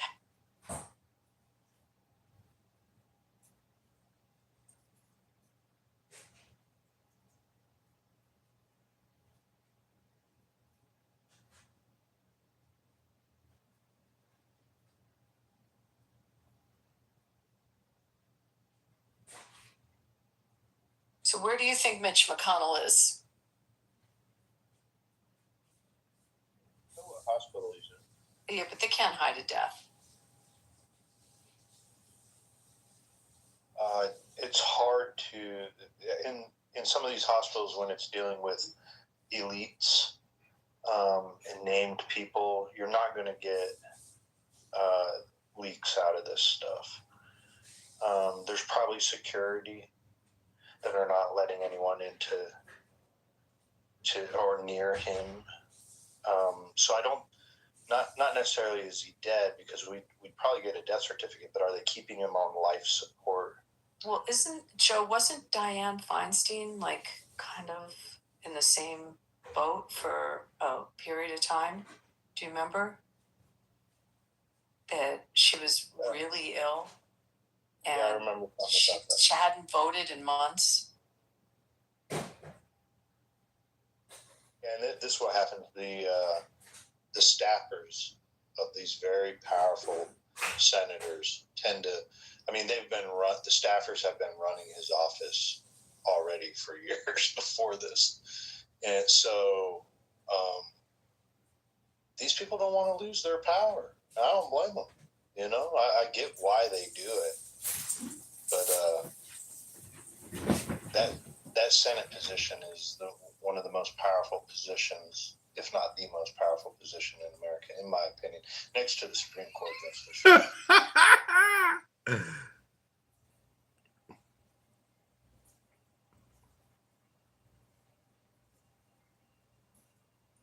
Shouldn't they have to, like senators and congressmen, shouldn't they have to make a public appearance after a certain amount of time? I don't know. I'm telling you, I think this came up with Dianne Feinstein, and it was several months. So he's not the first, but I think they can get away with it for a while. I'm trying to think of others that were hospitalized. We've had recently, just this year, we've had Republican congressmen that have gone off the reservation for like 4 months, not voting and stuff like that. I mean, the numbers are so slim, and these guys, or gals, but it's mostly guys, just disappear, and no signs of life, and then all of a sudden, out of nowhere, they report. We've had 2 of them, I believe, just this year, that went missing for votes for like 4 months.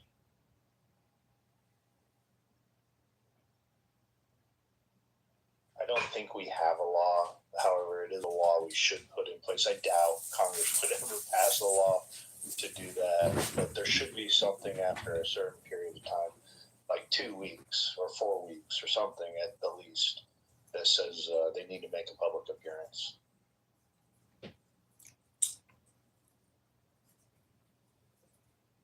Well, doesn't it depend whether or not he has a do not resuscitate, with his lawyer or whatever in his estate planning? Does it depend on a DNI or what? Do not resuscitate DNR?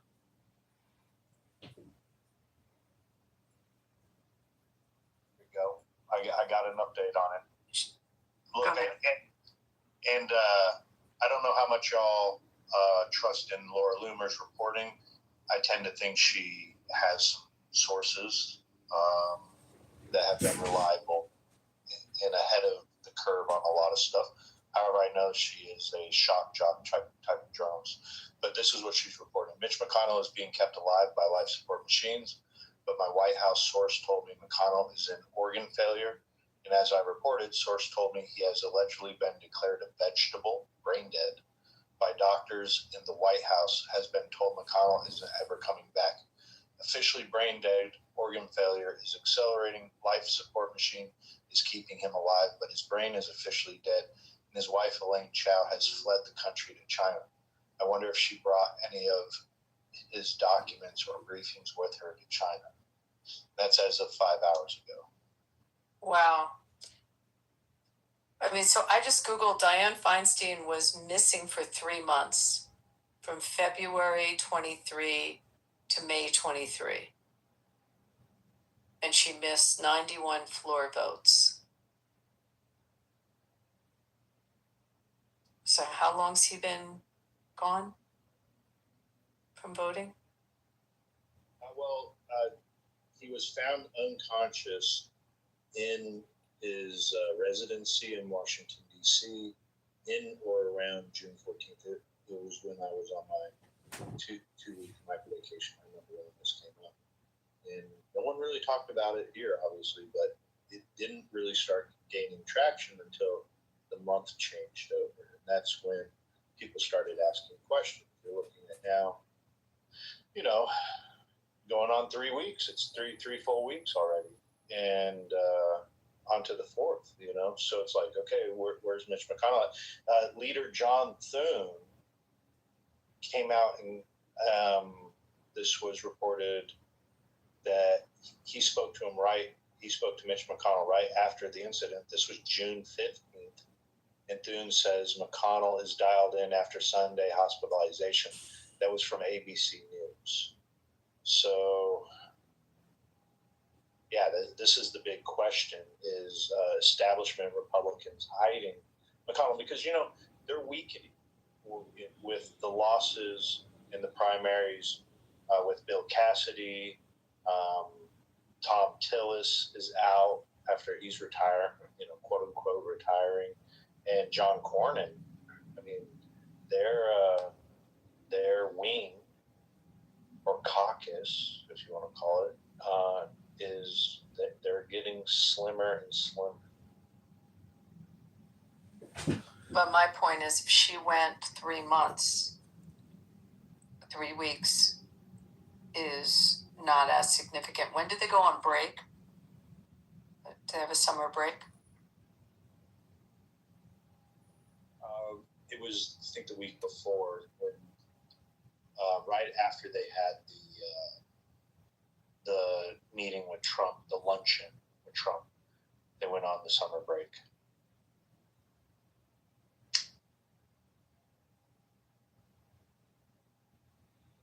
Laura Loomer says that Elaine Chao, his wife, fled to China, and she questions whether or not she brought any top secret briefings or documents with her. I don't think she probably fled to China, but it's pretty funny that, she says that.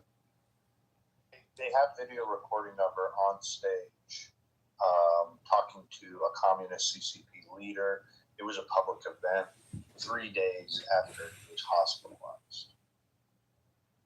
So that was in or around June 17th.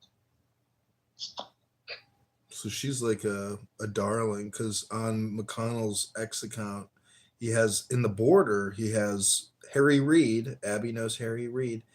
I think a Kennedy, and then Joe Biden, and then that fucking Swift boat guy, what's his face?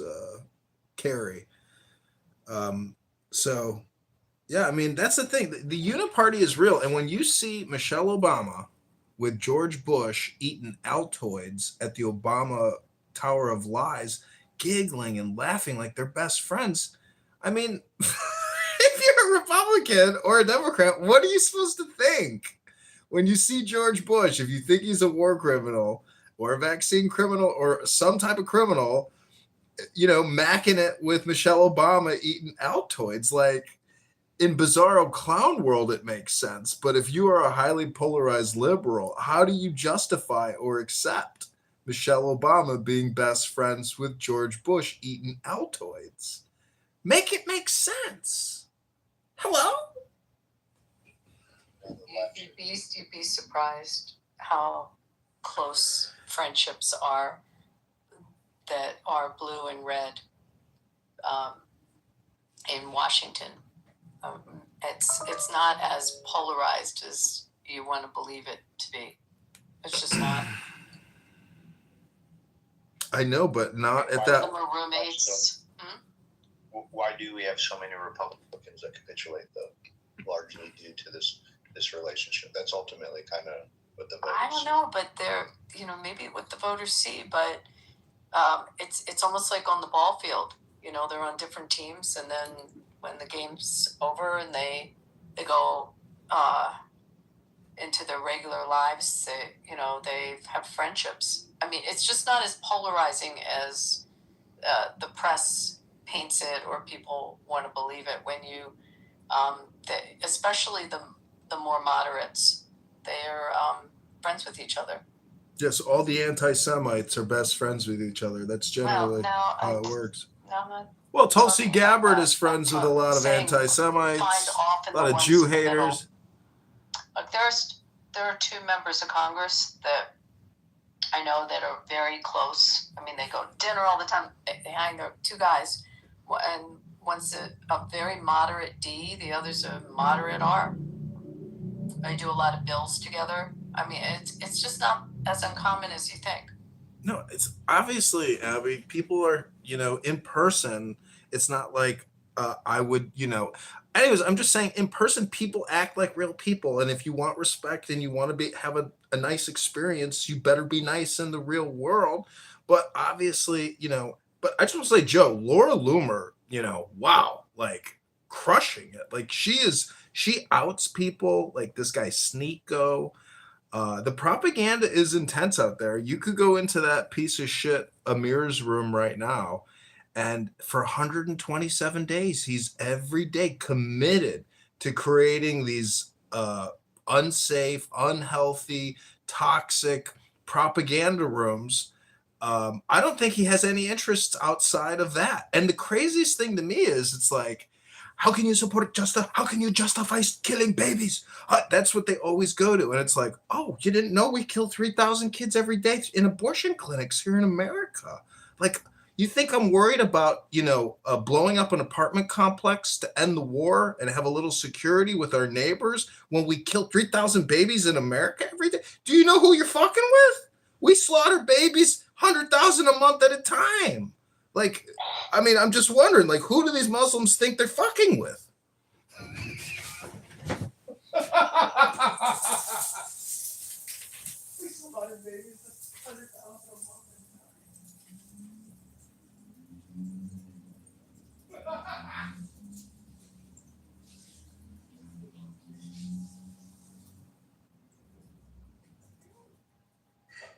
I think the big news reporting is that the White House knows. She knows a lot of stuff. Like, she definitely has an inside track on stuff. Yeah, she it's clear she has sources. I've seen her report on stuff, and everyone, and I say everyone, the internet piles on her, and then it comes true months later. Trump loves her. I mean, she's a good relationship with Trump for a long time. I think she's a hard worker. I think that's what it takes. She's very bright. I think she gets down in the mud too much. She would probably elevate her status more, but it's easy for me to say that when she was one of the first people to be canceled and banned from social media. And I'm sure to a certain degree, you feel like if you don't counter some of this stuff, you lose the narrative and it gets away on you. So you have to, that's the big game of politics, is controlling the narrative. So if you don't counter punch when salacious accusations occur, well, then they just fester and grow. Not in the game. So I do respect the ones, though, that work hard at it, because I know it's not an easy life. Why did she get canceled? They called her an Islamophobe. Is that the reason that she got canceled? She was running for Congress when it happened.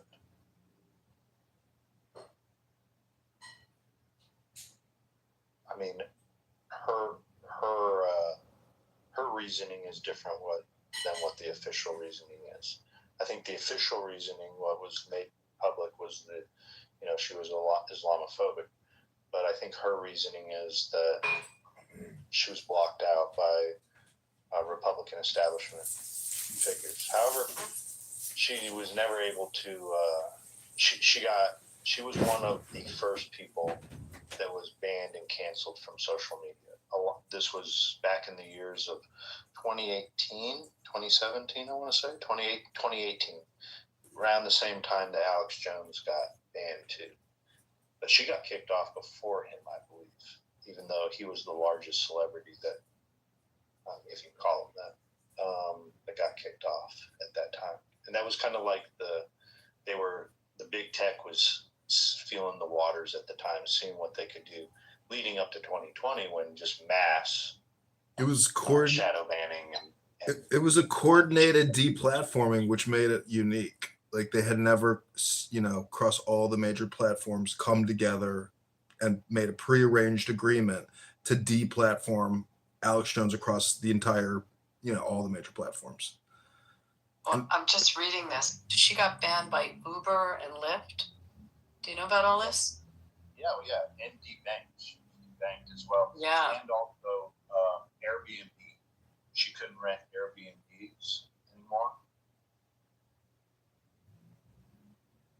Her account of it's pretty deep. She says you don't really know what it's like living life like that. I feel a little sympathy for her on that aspect. Banned from PayPal, GoFundMe, and Venmo. Wow. Well, that's the liberal progressive Democrats at all the major tech companies chit-chatting on Blue Sky, coordinating, doxing, destroying, attacking, whatever they can. I mean, I just got deleted from Instagram by Mark Zuckerberg for my artistic and political opinion. It's ridiculous that they censor us. I mean, thank God on X I can notify Todd Blanche, my local federal attorney general, and say, hey, launch a full investigation into Facebook and Mark Zuckerberg, who kissed Donald Trump's ass after he... Anyways, Zuckerberg is a maniacal, incredibly wealthy motherfucker. His main yacht is $600 million, and his follow carry-on support yacht in case of an emergency is another $30 million yacht. But what after COVID-19, and he platformed Fauci and helped everybody, take the injections. He created the Zuckerberg Priscilla Chan Inflammation Research Center in Chicago and endowed it with hundreds of millions of dollars to find out how to cure inflammation. How about you don't take an unnecessary injection from Pfizer, Moderna, J&J, which is an experimental genetic modifying chemical cocktail patented in the Bush administration, funded through biological weapon research in the Pentagon. I mean, how can we even... I mean, there will never be any justice for COVID-19 vaccine injections and the millions that were killed upon arrival. I mean, does anybody here know how many people died after the first administration of all the vaccines? It's 2.5 million across the United States of America died on impact from taking that injection.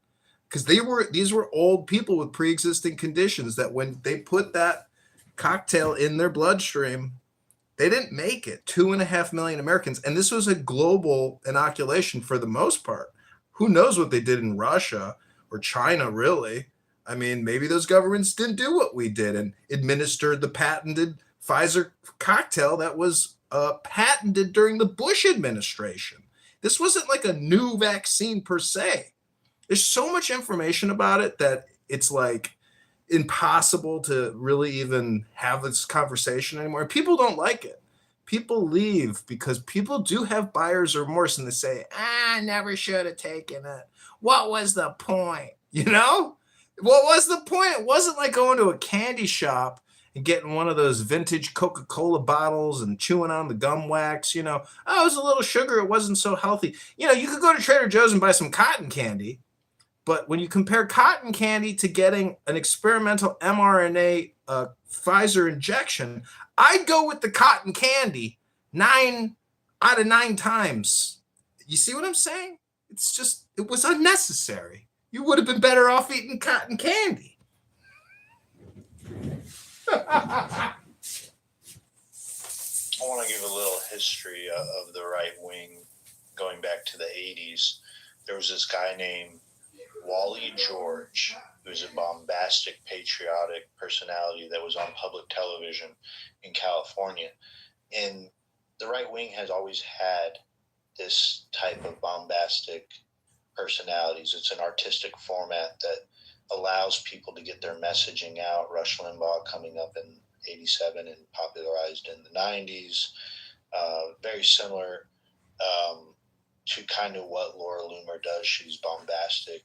And even, you know, I know people, the largest misunderstood genius on the app, John Kitover, they don't get the artistic format of it. And it's a rich tradition in the right wing. And it's how we have gotten our messaging out.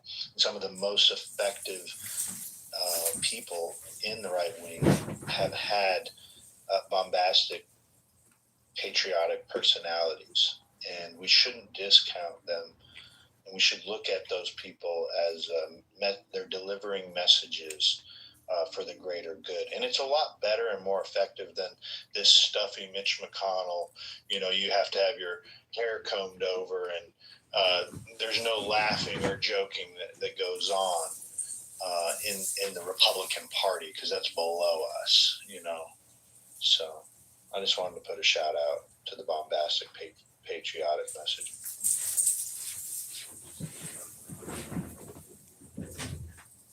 I don't know. I think having a sense of humor is essential because clown world is dangerous, violent, and disgusting. I could go 2 blocks right now to my local train station and I could ride there's hundreds of homeless men and women sleeping on the train right now. Right now, they're probably actually up, you know, all doing drugs and smoking, but they'll be sleeping at 6 or 7 a.m. when all the people get on the train in the morning to go somewhere with a purpose. But the fact that the city has no will of enforcement is beyond belief to me, because the budget for the police department is $3 billion. And every month we're paying $100 million for pensions. It's like, you got to go to work and get these fuckers off the train, arrest them, and put them in a processing and holding facility and come up with a viable solution, a pathway. I know it sounds like bullshit, but you can't let fucking homeless people live on the trains. So, you know, if you don't want them going back on that fucking train, you got to get them the fuck away from that train and far enough and hold them if they're going to go back to that fucking train. So I'm just saying, everybody here knows common sense. And you have to admit to yourself that we are living in a clown world, sanctuary city type environment. And maybe you don't live in a sanctuary city and your city's well enforced and normal. But in Chicago, for many, many years, it has just gotten worse and more expensive and worse and more expensive. The security just is not there. People are dying on these trains every weekend. 4th of July was extremely violent.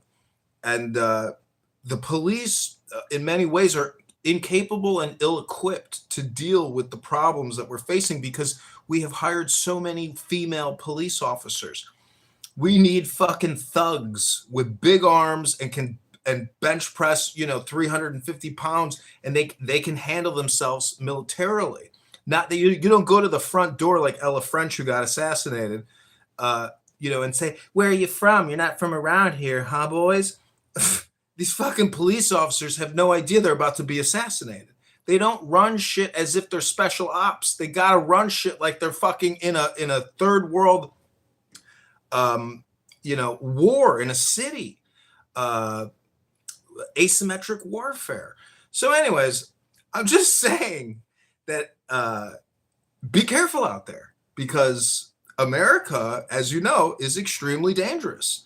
And you don't have the ability to go online and buy a gun and ammunition, but hope to God Trump can get that passed. Because if every patriotic American wants to go buy a revolver and 500 rounds of ammunition and have that shipped to their house, maybe with like a Trump 250 seal or something, like, why can't Trump? See, that's what we need Trump to do, get the mint and start mass producing Trump pistols and ship those all around the country. That would do a lot of good. That would do a lot of good.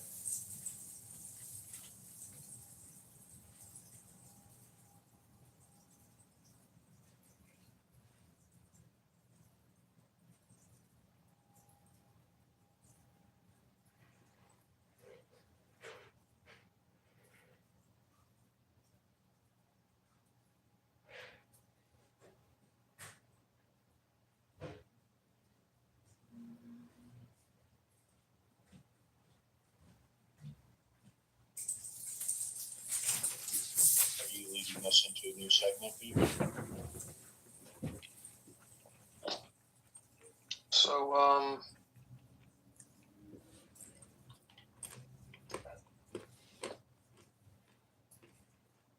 is McConnell dead?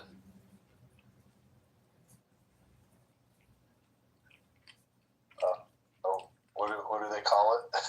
Brain dead? Vegetable? Brain dead, yeah. Yeah. I don't know. That's the $1 million question. Why would his wife, it says she fled to China. She's being facetious, but who knows? There's who was that other? Oh, Rupert Murdoch. Didn't he marry some Chinese espionage agent? Like the dick wants what the dick wants, but the brain wants, to do not resuscitate. So is it $5,000? Was that what was she asking you about $5,000? Oh, she's just saying if you raise over 5K, you have to report your donors. I raised 600, so I didn't have to disclose or file additional paperwork with the FEC. It's a lot of fucking work running and having to file all this paperwork and do all your accounting and bookkeeping, etc. But I only raised $600. That's it. And Darren LaHood is going to spend $3 million on this campaign to defeat this little Democrat squirt who probably doesn't stand a chance. I don't personally like him. When I filmed him at a debate, and Darren LaHood didn't show up, but I just got the new Meta glasses. So I have all this like insider footage of him hooting and hollering with all these Democrats at this debate that I did in Rockford. And man, you guys, I don't know if you've ever seen the footage, but they boo me, they hiss me, and then some old woman at the end of it comes up to me. She goes, "Oh, I just realized you're a libertarian." And anyways, I'm just saying it was an experience. Probably a waste of my time, but I got the footage of the other candidate, and he's almost raised $1 million.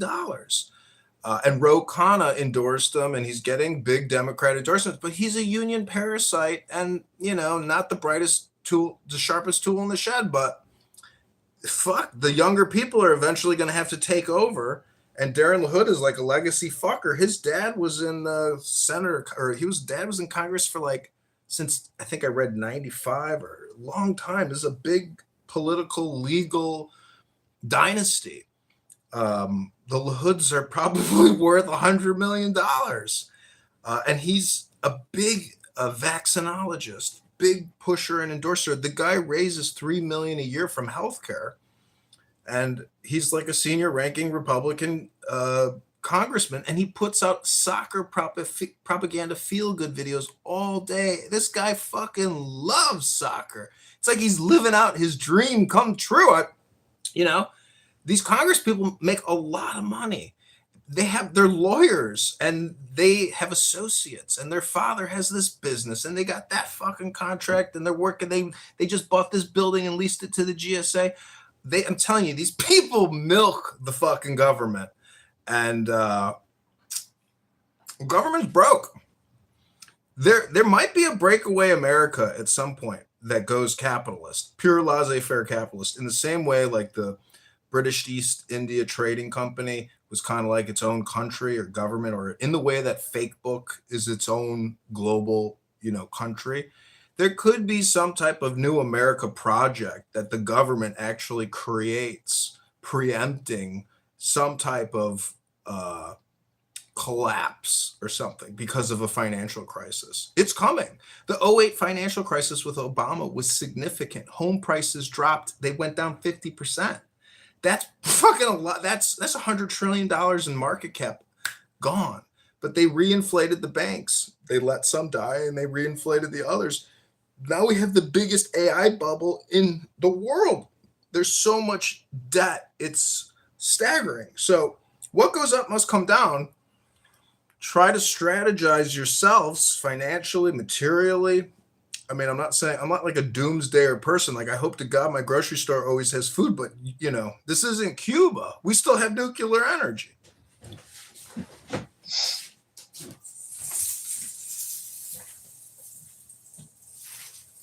Talking about that, we're on the 18-year housing cycles coming to the peak right now.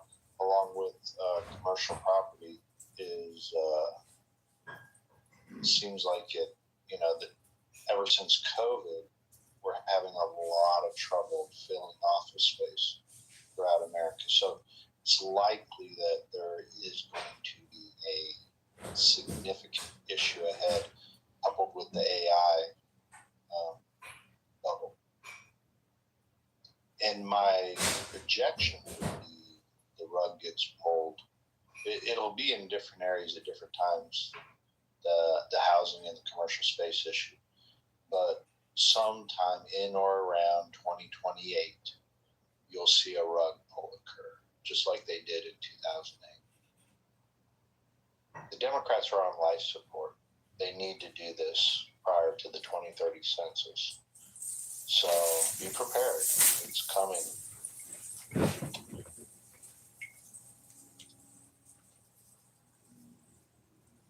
Well, I thought I saw C come in. That should be perfect.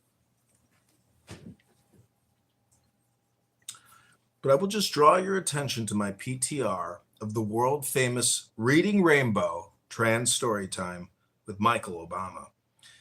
Many of you doubt my claims that I have proof Michelle is trans, but just think about all the trans propaganda that you've heard throughout the course of your life, and just think for 1 second that it's possible there's a government project or program dedicated to creating a Manchurian candidate to utilize the Protestant ethic and the white structural racist lie that we needed Barack Hussein Obama to save the moral character of this country.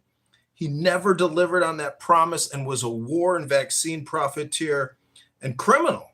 Never gave anybody the hope and change he promised them. And all you have to do is go to the great African American trench rooms on this app, the Clown House Ghetto Rooms, and you can hear what some real brothers think about Barry Sorotoro Obama.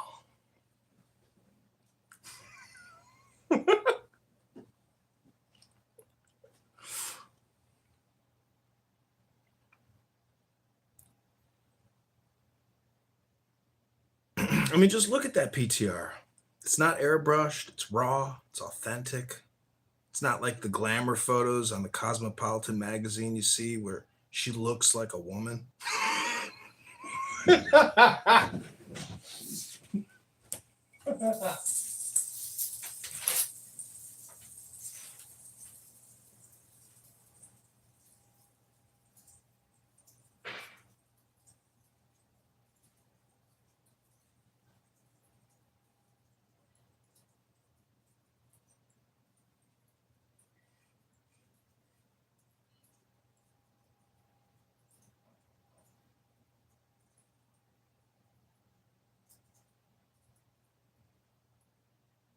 Has there been any updates on Florida woman? Let me see.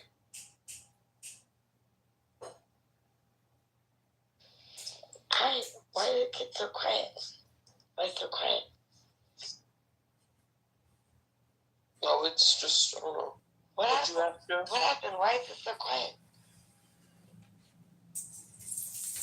There been any updates on the Florida woman in the Walmart parking lot? Well, I haven't heard anything, no. I used to report something for Walmart, what happened now? Well, we have Dr. Jordan. We have Dr. Jordan Shaw in the audience. And Dr. Jordan Shaw posts some of the cutest animal videos on his Instagram account. Dr. Jordan, it's been so long since we've chatted, Dr. Humperdinck. I'm just wondering if you could come up and tell us your feelings about Donald Trump right now. Also, I wanted to say Michael Cohen, the former attorney for Trump, who did that whole thing with, whatever, Stormy Daniels or whatever, he got a radio show, WLS, I think 560 AM or something, and supposedly he made up with Trump. Isn't that amazing? Trump is a forgiving man. He gives people grace when they probably deserve imprisonment for life. Dr. Stumperdink, can you come up and share with us some of your Jewish wisdom? I want a feature of seeing this segment. She got so pissed. She asked for a speech that inspired me by Trump, and I gave her 3, and she wouldn't accept any of them. Who are you talking about? Who is he talking to? You. What? I'm sorry. Say that again. What? You kept asking, when has Trump ever delivered a speech that inspired you? And You got one. You got a speech for me. Oh, good. Thank you. I appreciate. I gave you 3. No, honestly, I really. Did you just wait? No, I'm not being. No, honestly, I really mean it. Like honestly, I'm not trying to fight with you. I really mean it. Like honestly, it's something that you guys. July 3rd was a good. Okay. July 3rd. Do you think that was a monumental speech? Well, my point is, I gave you 3 at the time you asked, and you wouldn't accept. You just kept saying I never gave them to you. I wanted just one, so you thought July 3rd was a monumental speech. I gave you 3. No, if you looked over all the presidents that was me. I gave it out. So if you look at all the presidents and all the speeches that have happened in the history of the United States of America, do you really think that the July 3rd speech is the one that you want to represent and suggest that is monumental to me? We thought you just wanted one, so we just get. I didn't throw garbage at you. I don't want garbage. Wallace, I'm not a garbage. Like that's the thing. I want equality. No. Honestly, when you look over presidents over the 250 years, that's what I was asking. Over 250 years, if you look at all if you look at speeches, that ones that stand out to you, that have stood out. But hold on. We need a baseline. How many presidents have Before we compare this, we need a baseline. And you can. How many presidents have you been through? How many presidents have you been through, man? Yeah, but hold on. But we need a baseline. See, did you even listen to the 300. July I'm 3rd? 300 years of age. Okay, going on 300. See, did you even listen to the July 3rd speech by Trump? I listened to a little bit of it. It was the same redundant stuff that he. It was not menu. No. I will give it to you. I did listen to bits of it, but it was the same. It's basically a child. Like it's almost like a child. Have you when you feed a child and they spit out food that you don't like? It's like literally. He's saying the same shit. No, he's spewing out the same shit. It's not monumental. It's not moving. No, I agree. I agree with you. I agree with you. So you sound like a child spitting out. That actually makes you like think that he should. You're not making any sense. Because you're not.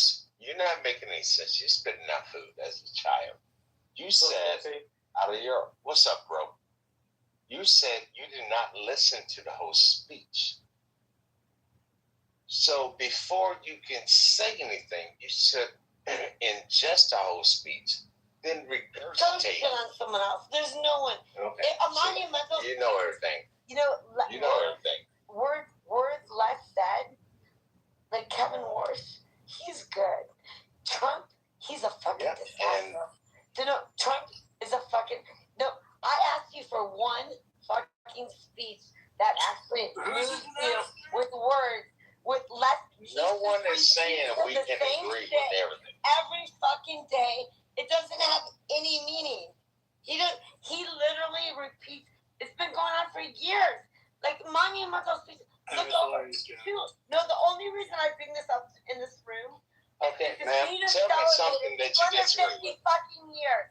So I have a right to bring this up in the room. I wanted to see what are the most. See, I gave you 3 yesterday when you asked, and you just kept ignoring me. And I gave you the dates, the names of the speeches, what the occasion was, and you just wouldn't listen. You just kept screaming, "I asked for one speech." It's like it was given to you. The State of the Union in 2025.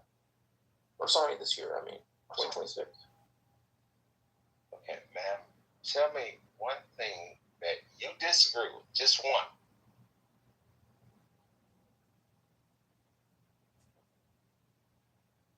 And I hope I get your pronouns correct, ma'am. You're muted right now. You gotta unmute. Hello? 2 tears in a bucket. Fuck it. Are you guys actually enjoying listening to this screeching and hollering rose bush here? She's all thorns. There's no rose. Give us a poem, C. Can you pull up your favorite poem? Just go on Google, type it in, and just read us a poem, because I think at this time, 1 a.m, listening to you screeching as my brain is creating a massive aneurysm migraine, well, it's just generally not how I like to go to sleep. I like to relax my central nervous system, think about the blood flowing through my body as my right arm, my left arm, and my legs relax and deeply relax. And I take the deepest breath of the day. And I let the blood flow through my body as I deeply relax. And I prepare for blissful sleep as me and Ivanka go to Israel, get married under the chuppah, the King David Citadel Hotel. And Ivanka and I have 10 children, 10 beautiful little orange Trump babies to repopulate the Middle East after what's coming.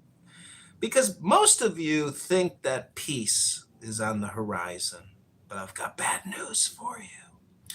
World War III has already started, and it's just a matter of time before it escalates. It's like a zit.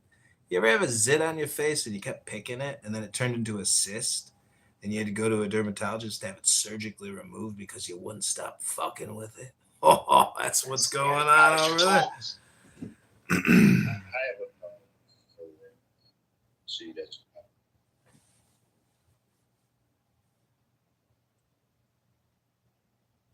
I guess C doesn't have a poem. If y'all mind if I read the poem? Please, John. On her way to work one morning, down the path alongside the lake, a tender-hearted woman saw a poor, half-frozen snake. His pretty-colored skin had been all frosted with dew. "Oh, well," she cried, "I'll take you in. I'll take care of you. Take me in, tender woman, take me in. For heaven's sake, take me in, tender woman," sighed the snake. She wrapped him up all cozy in a comforter of silk, and laid him by the fireside with some honey and some milk. She hurried home from work that night, and soon as she arrived, she found that pretty snake she'd taken in and had been revived. "Take me in, tender woman, take me in. For heaven's sake, take me in, tender woman," sighed the snake. She clutched him to her bosom. "You're so beautiful," she cried. "But if I hadn't brought you in, by now you might have died." She stroked his pretty skin again and kissed and held him tight. Instead of saying thanks, that snake gave her a vicious bite. "Take me in, tender woman, take me in. For heaven's sake, take me in, tender woman," sighed the snake. "I saved you," cried the woman, "and you've bitten me, but why? And you know your bite is poisonous, and now I'm going to die." "Oh, shut up, silly woman," said the reptile with a grin. "You knew damn well I was a snake before you took me in."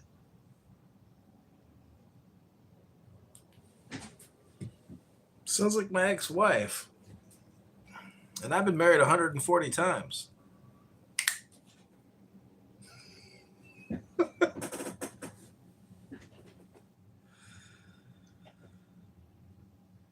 See, back in the day, there was nobody called trans. They just called them trannies. Trannies. There was no trans, like transformative. No one's changing into anything. You are what you are. You can only put on so much airbrush in the photos for long till the truth comes out. And then you pose for a reading rainbow. Trans story time. To teach the kids the truth. That when you are so brainwashed and MK Ultra, it's been proven. The CIA ran MK Ultra. They say it was the most dangerous medical experiment ever done. But I say, have they heard of the COVID-19 vaccine response? Operation Warp Speed and beyond. Warp Speed. Commander Riker, take us into warp speed. Inject everyone. I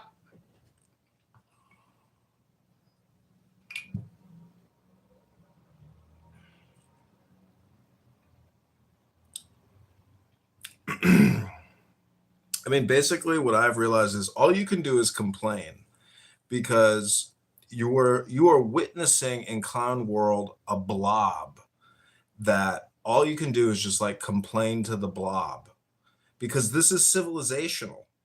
Just all you got to do is get on a plane and fly over America, and you're like, damn, it's a lot of motherfuckers. It's a big connected country, and we got Alaska and Hawaii and Puerto Rico. Hello?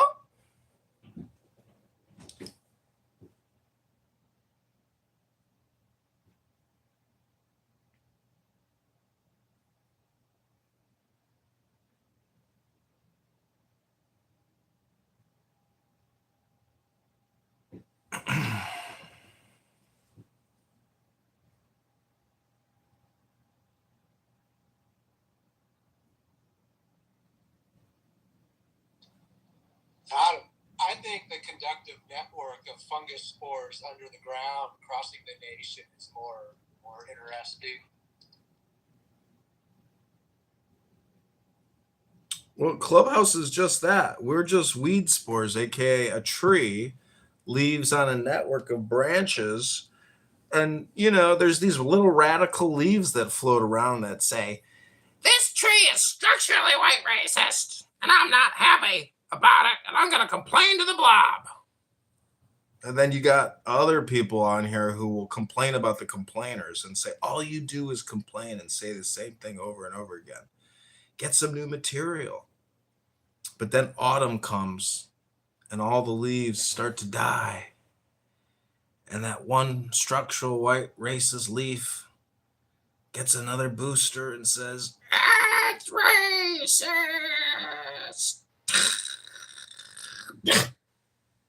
All the leaves fall off and winter sets in.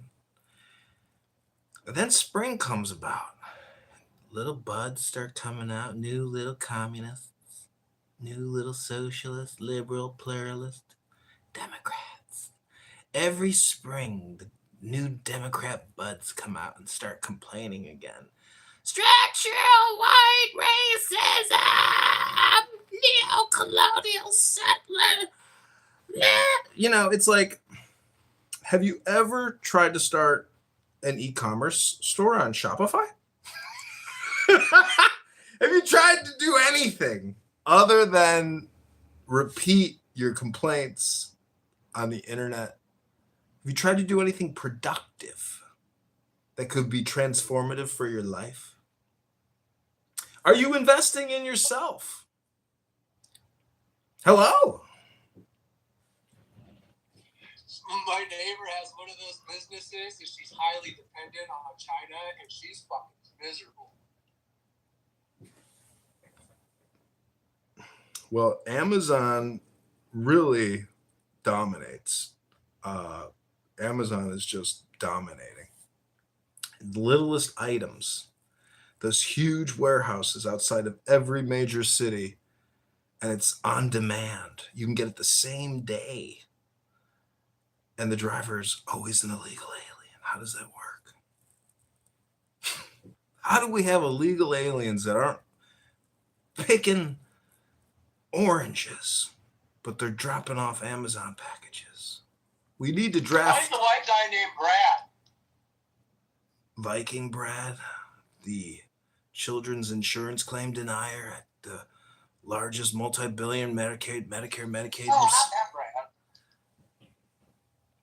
Do you think Viking Brad reads off of like an AI prompt, like he's looking at ChatGPT as he's vociferously? Yo. No, we're not going to talk about my brother.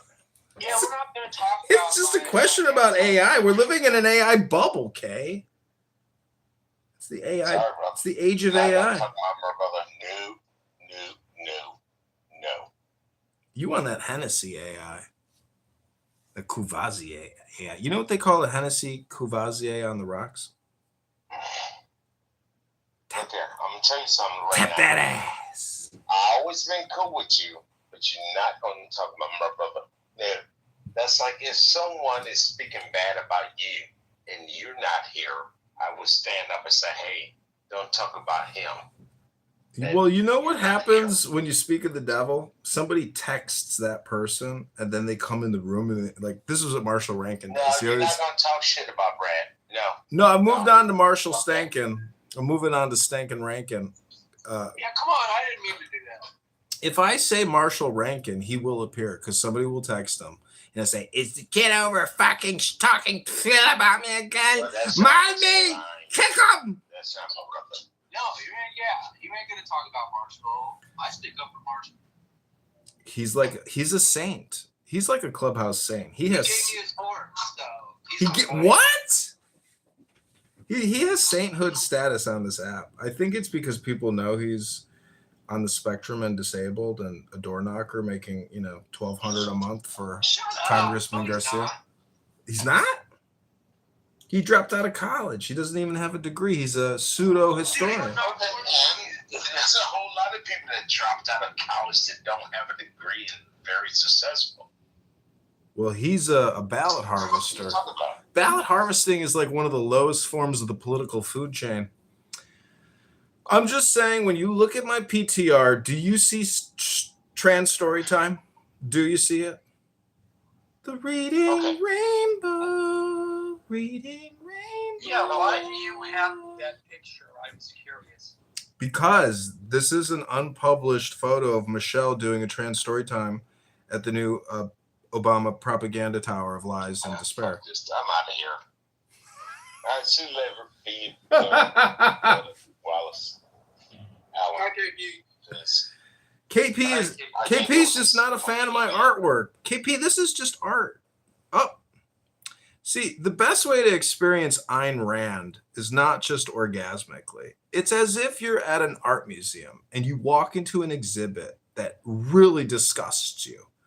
But you go in and you immerse yourself and you come out completely gaslit the whole time. And then you realize the joke's on you, meaning that you took it seriously and didn't view it as art because your criticism, you're as a critic, you were incapable of wanting to write an essay. You got lazy and said, fuck it. I got the fuck it's. I'm out of here.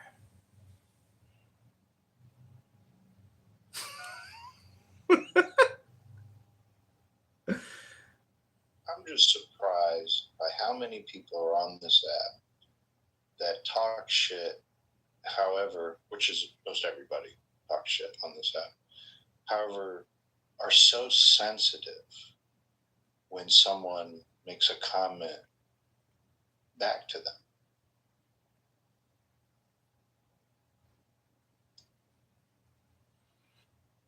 Well, I think people want people to be polite and nice, but I mean, everybody knows I live stream all this on YouTube. So it's like my purpose is to have fun.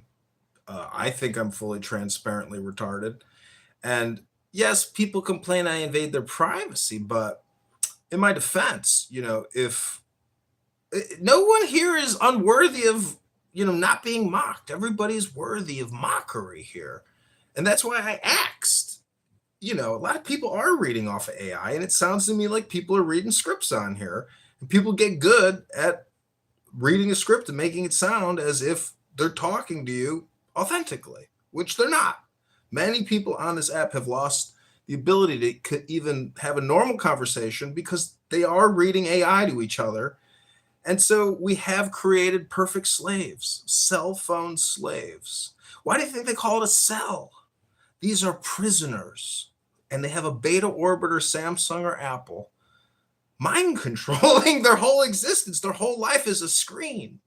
And so sometimes when I go out with a beautiful woman and her whole existence is just completely dominated by that orbiting cell phone, and she can't have any mindfulness to be in the moment and have a loving relationship with you because she's in more of a relationship with her cell phone than she is with herself or with her partner. So it's like we have created AI. It's your cell phone. And if you were living in the prison cell of it, it got the genie in the bottle. It worked. So part of liberation cell phone theology is to open up your window and hold your cell phone out and take a selfie and say, I'm mad as hell and I'm not going to take it anymore. Dude, you come full circle. Now you can talk about MK Ultra again.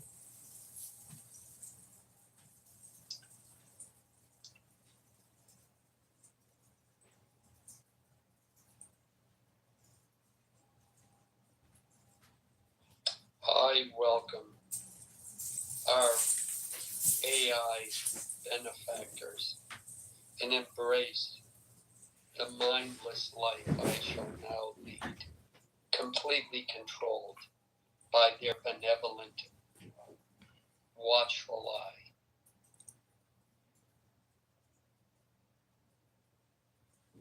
Well, Dr. Octopus from Spider-Man, if you like Dr. Octopus, Doc Ock. Doc Ock, that guy could have like 20 cell phones with his octopus arms, So he could do a lot of live streaming podcasting with all those tentacle arms. But when he would go out into polite society, he would retract those tentacle arms. And, he was just the coolest doctor around. Hello?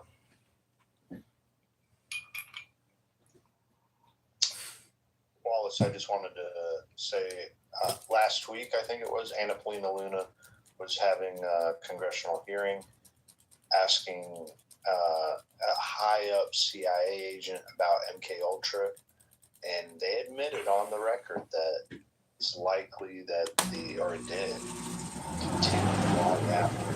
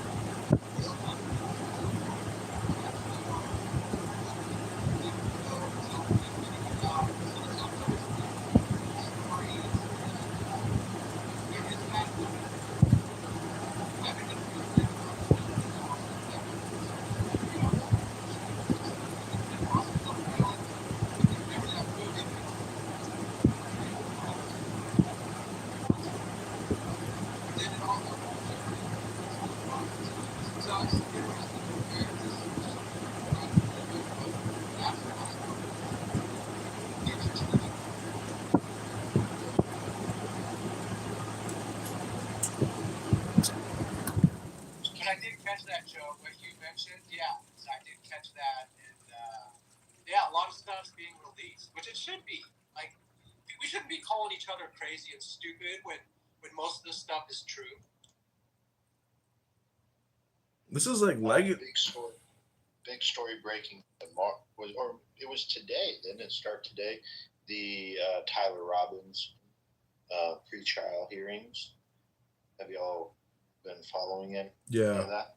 Who is Tyler Robinson and what is he? He's not Charlie Kirk. Oh, that Well, there's a guy on X called Diligent Denizen who has a big following, and I don't know if you know this stupid bitch named Maze Love, who claims she used to work for Goldman Sachs but is retired. They hold regular, huge Jew hate roast rooms, and they do believe that Mossad assassinated Kirk using, I guess, his lapel microphone. And today, the judge viewed, I guess, a never released video of the impact, and he flinched. But they're saying they're saying that it's like, oh, Fed slop. I hate when I hear people, it's all Fed slop. It's like, I find it strange that Kash Patel would basically ruin this fucking kid's chance at a fair trial by releasing like damning evidence, the fact that he took the dad's gun and the text messages. It's like, how are you going to get a fair trial when you bias a jury and bias all of society, right? And Kash Patel is dating this spicy Israeli chick. I mean, espionage is real, sabotage is real. We have real traitors like Barack Hussein Obama, who literally fucking did espionage against Donald Trump, and it's not very ethical. So we have an ethical problem. And I'm just saying, if you like soccer, man, you've got to be depressed. That's just my opinion. Maybe you're married to a super rich chick, but she's not that hot and she's an alcoholic. Even though she's super rich, you're still watching soccer.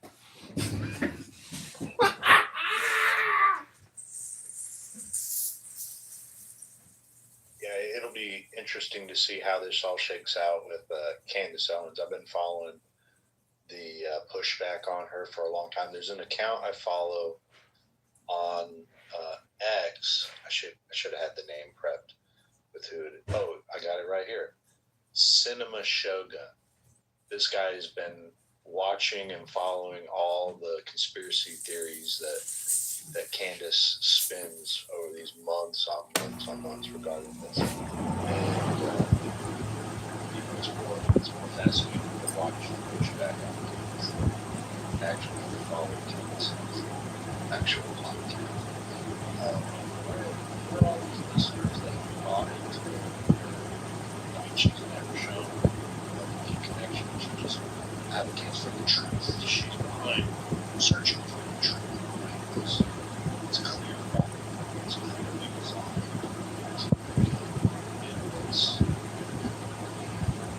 She has some sort of information that she never shows. She comes through the top of the head. It's a lot of it's just catfighting over time. You can really see parallels between like the shock and compared to like newscat, like actual fact, whatever facts newscast. It's just like you don't get the shock, conspiracies, lies, and so many people hide it. Just it's like immediately after I started listening to this stuff, I get the sense that it's all happening for things. It's really close.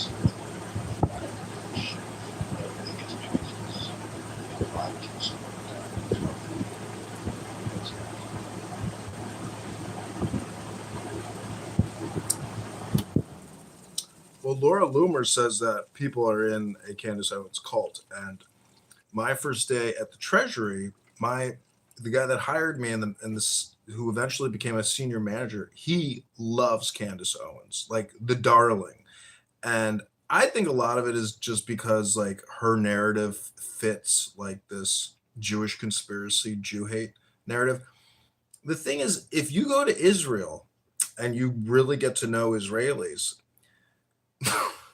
I mean, they're like associates to like American Jews. Like they are their own thing in the same way that an Arab is his own thing. They're Israeli Jews are like basically Arabs, a different variety. But anyways, 2 planes can't bring down 3 skyscrapers. And Shel Silverstein made out like a bandit. And if you really think 2 planes brought down 3 skyscrapers, I mean, I'm just saying, George Bush fucked this country. Him and Dick Cheney, Donald Rumsfeld, who's now dead, they set us up for failure, not strategic success, not tactical success, not military success. And I like Pete Hegseth, but he just fired this West Point, 5-star superstar. The media is saying, oh, he's the greatest fucking Ranger that's ever lived. And I've met a lot of West Point guys, and they're not very humble. A lot of these guys walk around like they're fucking George Washington. And a lot of them are very successful, and they work in healthcare, and they work in the military industrial complex, and they got great lives and they're super wealthy. I'm just saying that the media loves to stir the pot. And, you know, it's there's so much data out there. It's a never-ending stream of information. Eventually, you got to pick and choose your information battles because the content that these politicians put out every day by the hours, they're just pumping out content. And so the terror is that our leaders are not leading. They're basically just low-grade content creators. They don't really do anything. So why are we funding these criminal liberal progressive Democrat politicians who all they do is spam us with fucking videos on our cell phones? Like, the real world is not real anymore. It's all just fucking videos. That's not the basis of a fucking economy. The Chinese have an economy. They actually make all the fucking products. The cell phones, the fans, the beds, the mattresses, the car. Like, we Dude, don't. hello? Bingo! Love you. Keep going. Keep going on. About time someone makes common fucking sense. Thank you. About fucking time. Hello? What's up, C? No, I want him to continue. Like, honestly, like, keep going, dude. You're right on. You are point on. All this other shit it's all propaganda marketing. If you have a marketing plan, no company will fucking meet their sales revenues if they can't deliver. This president did not fucking deliver at any fucking thing that you guys voted for. So keep going. It's nice to hear because this is the whole thing is a propaganda machine. It's literally like you can market. You cannot market. That's money just. You guys it's twisted. You close the border. Honestly, so keep going with it. That is the reality of what is happening, has happened. That is why y'all voted for this. He closed the border. From you guys, we learned. No. You have a marketing man that fucking, fired people on fucking TV.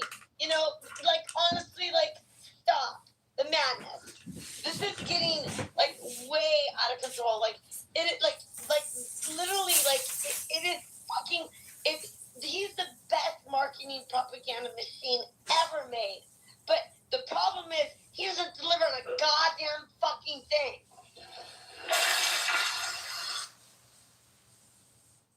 He closed the border. That shouldn't have been a problem in the first place. I agree with that.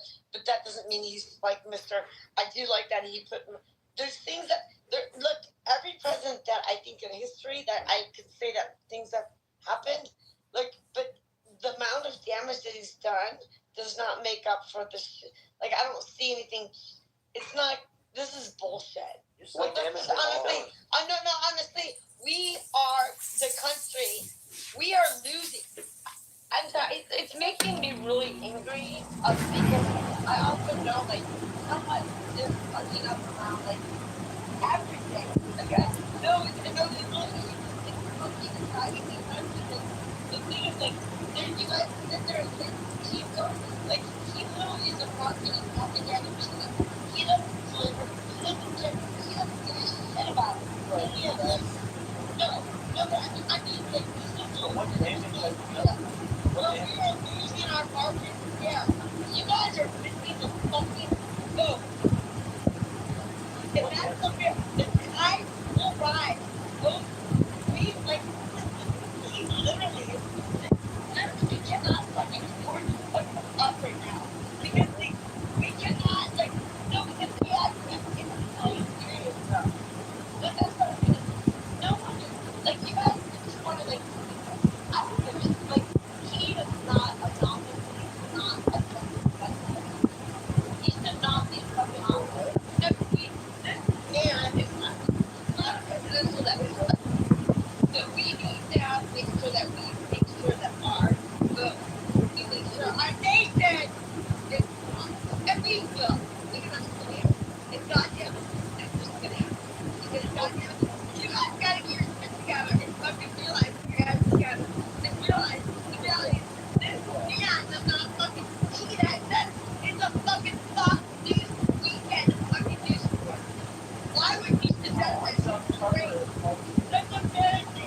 I really said that to the like right? I'm in a comedy show. Okay, I forgot. We're doing right. We are making Let's see how. no. The Pete act. That Pete act. That was getting me. I mean, seriously. I mean, Pete yeah, right there. Like, I mean, he had two. He was like, seriously, like you guys are, like you guys are strong out here. Okay, you guys are doing it. But I do like you guys. But I was shocked that there's fucking low levels of tolerance, of respect for our fucking country when you suggest Pete has that as anything that is not acceptable in this country because it's a goddamn fucking reality.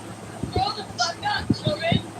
See, let me ask you a question. All the people that went on record, with all the damage Trump has done to the country, should we I wanted to ask her if the MAGA voters should be re-educated. I wanted to get her on the record. How I would have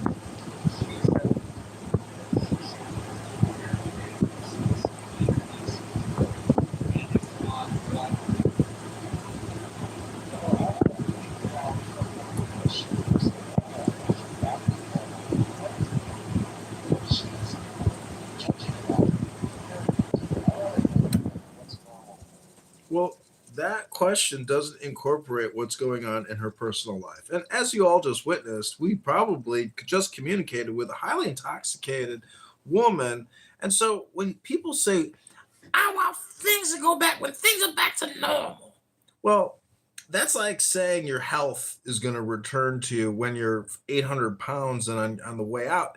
It's just never coming back. Like I went to the gym today. I saw a guy so obese. I was like, thank God you're here, but good Lord, like, sir, you know, like look at Princessia here, a cute Muslima woman who, went viral for saying horrible things against the Ashkenazic, elevator population.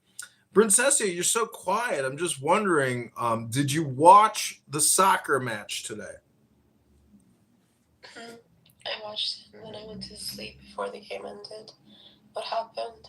Did we lose? Well, Diego ripped his shirt off and ran across the soccer field, and he had 888.com tattooed on the back because, since Alvin Bragg raided his Bitcoin laundromats, he's had to do some promotional marketing jobs. Artsy's back. Damn it, she left again. She's so upset. She won't let me ask. There she is. This is the elevator girl on the YouTube Hold on. with that gentleman at the elevator. No, seriously. Look, with all the damage Trump has done. What the Hold on, Wallace. Look, see, with all the damage Trump has done, should the Trump voters be re-educated? Should they have to be put through a re-education camp with all the damage they've done to this country? That's a really weird question. I don't even think that we even have the school or the people that could actually it's really fucked up. I mean, it's a good question. I really honestly don't. I honestly think that it's so sad that what we're doing right now is just lying to each other. Like you're just literally propagating fucking bullshit lies, and we're just like shitting them out your mouths or out your mouth, and like literally people are grifting, and it is the markets are shifting. It is so fucking crazy. You gotta question whether or not the market's gonna fucking tank. And no, honestly, that's the thing is when you get so deregulated and people, it's not about like whether or not the people are so like, they don't know what to, and I actually, like, I'm not like, actually, like, there's certain things that Trump, like, I'm there's certain, like, I'm a Republican, but the whole thing is like, but we are so turned into what happened. I don't know how to undo it. And I'm really sad about it. I really don't know how it's going to come out. And that's the problem that we've created.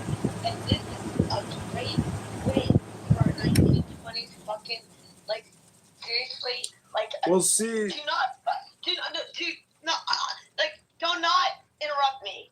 I mean, all Hello? of you, like, on the stage, like, she was the like, this is not a, she does want to re-education. honestly, the amount of money that's being moved from country to another, we literally are putting ourselves in, the reason why, like, the Constitution was created was because they understood the ability to, like, to make sure that people were not compromised, thwarted, and put in positions to be of power, to be placed in places that we think that so they couldn't be. We don't even know. We want to control our government. Like, literally. When you sit there and say, like, really, you don't know what you're talking about. I mean, like, I watch, like, the financial market, and I watch the yen, in comparison to the dollar, and I'm watching it, and it's literally, we are literally, like, everyone that is done, you guys just want to clean this person, but the thing is, you can get crap out when you're actually, and you don't know what's going on. You don't know what the fuck is happening right now because we are so, we are, no, this is it. We are literally in a grabbed out situation because we are in other countries have more money in our country than you know. And literally, like, and you guys are dying and thinking, what's the whole thing mean? And you guys sit there and say, oh yeah, he's so great. Like, yeah, well, you just stop the noise. The reason why actually, and if there's no reason why the pyramid, like, you know, is because you want to have, like, so I understand it moves slowly and all that, but this is extraordinarily outrageous, and we are compromised as a country. And let me ask you a follow-up, Steve. Should the Trump voters be punished for everything they've done to cause harm to this country? Should the ground of those Trump voters punish them? Why? They don't know that's wrong. Like, stop this shit. That's weird. You're like, that is so fucking sick. I mean, that is exactly, we should not be providing money to Israeli countries. Okay, no, this is bullshit. Okay, we should not provide anything for the American people. I'm out there. Stop it. Stop the madness. Ukraine's winning the right to war. Okay, stop fucking bullshit, the noise. Bullshit. No one is going to should not be bothered. No, and I'm not saying something. Look, he thinks he's wrong. He can steal all the gold of America. Okay, I have seen that for a long time. You know, John and Eric, go in there and take all the gold. Take it all. Take all the gold from America. We don't care because we will be great. You don't need, like, that's the thing. That is, and it's not because of Trump. It's because the fucking American just get the fuck out and start thinking about how we can fucking be a good country. Okay? That is my point. And I don't want anything happening to them. They can take all the fucking gold. They can give it all to you, kids, you children. I don't give a shit.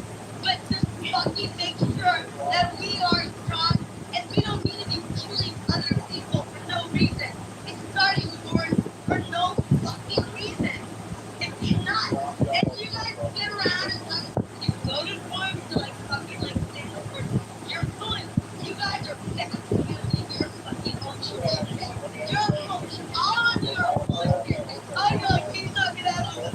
But then you guys got this fucking you guys continue to like allow this to happen. Stop the madness, dude. Stop it. We are grateful. We should be so proud. He's not someone to be proud of, but you guys voted for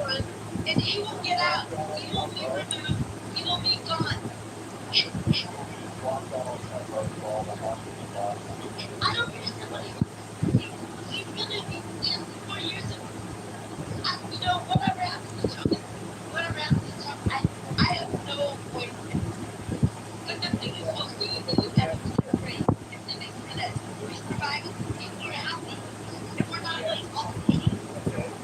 I mean, the thing is, like, I don't want any, I don't want anything, and let it see, let it rock, but see, of all the gold, not an era, that other guy, they can go in and take all the gold from the United States of America, they can take all the money, rob all, I don't care, but we will do better, because you just won't have, there's no freaking way to bullshit.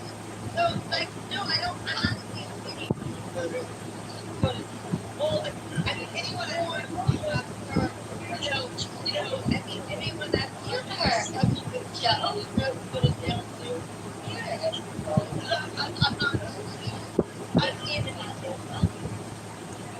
See, let me ask you a question. If you had the opportunity to kill baby before he became ill, would you kill him?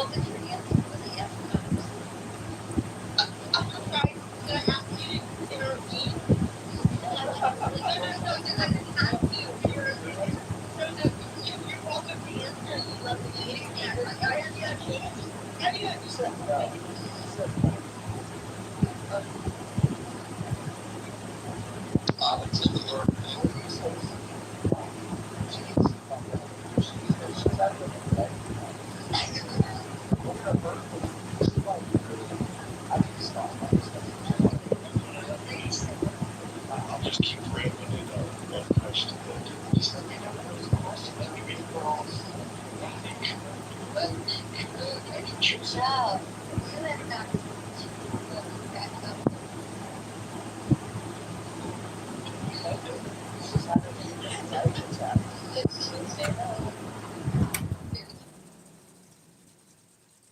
Dude, my mom responds the same way.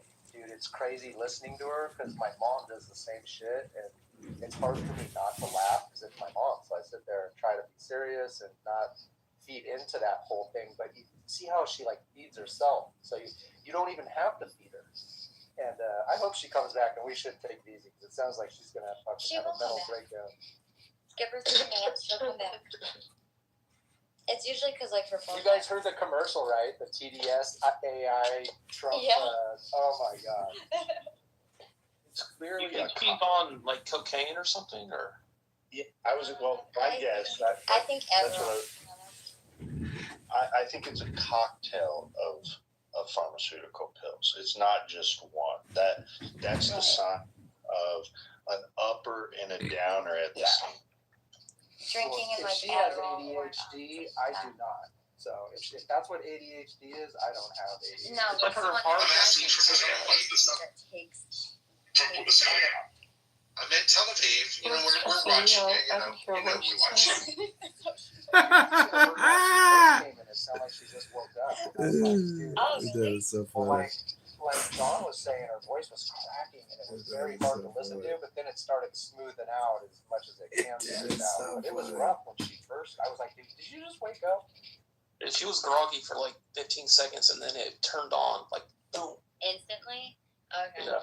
You know how like when BB comes on when she first wakes up, and that's like the glimpse that we get of her like being sober.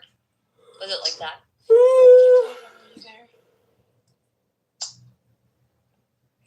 No, he's probably in another room. I got banned on TikTok. You did? Well, it's honestly though, Princess, it's easy to like. Everyone gets banned. I usually get suspended, and I haven't gotten banned, but everyone gets banned. But I got banned on TikTok Live for just 3 days. Yeah. It always happens that way, and it's just for people like mass reporting it, or the algorithm picks it up. But you appeal it, and you get your account back. Why would you be banned though? What did you say? Something? No, it does. It doesn't even take honestly. Beaver, I don't know what she did, but it does not. Literally, you have to use code language. On TikTok. I did call Michaela nigger. Okay, so like you can't say that. You can't say COVID-19. You have to say C-19. You can't say like assassinate, or you have to say unalive. You can't say. And I think when I said retarded, you can't say. Really? Yeah. And you can't say retarded either. You can't say retarded. You can't say faggot. You can't say. There's like code language for everything. You can't say anything. You can't say faggot. Now we know why you got kicked out. It's bad, but they don't IP ban you, so like that's good. Yeah, they don't IP ban like Clubhouse does. What's up, Wallace? So you are familiar with the elevator scene? Yeah, it's I did see it. It's a movie. Don't believe it. Someone shared it, so I. It's not real. It's an AI. Yeah, it's not really her. Well, some person I disagreed with her on the war. We tried to consult with Princessia. I talked to my handlers in Tel Aviv, and they said this girl could become a big success. Let's see if she wants to create more content. But this chick is so lazy that we could never get her to fucking do anything, and she's a waste of time, waste of space. Well, you got me banned, Kitover. Kitover couldn't even come on live. I didn't get you banned. What are you talking about? The TikTok algorithm is so sensitive, as Andrew said. If you say certain words, or if there's any talk of Israel, the account is immediately deactivated, and it's just so overly sensitive. Even YouTube it's like all my accounts are on their second guideline strikes, and Rich. I don't know if you guys know Rich in that room. I'm sure he looks at my YouTube, and then he starts saying D to the M and all this homicidal stuff. Oh, yeah. And so he gets my shit fucked. Honestly, it was helping for what your speakers say too. Oh yeah. Yeah, even if you don't. But you know what else? Michael will be on my live just smoking his weed. Oh yeah, you can't do that. You can't smoke cigarettes. You can't drink anything. But like, literally, if someone says anything else, like I made $12 though. Yeah, you can make money on there for sure. For sure, but you know that they take 40% of whatever your gifts are. Oh really? Yeah, is that a lot? Wow. Yeah. What's up with your? Do you still do TikTok live, Ann? Because when I saw you, you had like a big following or something happening. Yeah. No. And you should get on TikTok live with me then. I do, but like I used to always do lives, and then they kept getting shut down. Like I never got banned, but they would get shut down, and it was frustrating.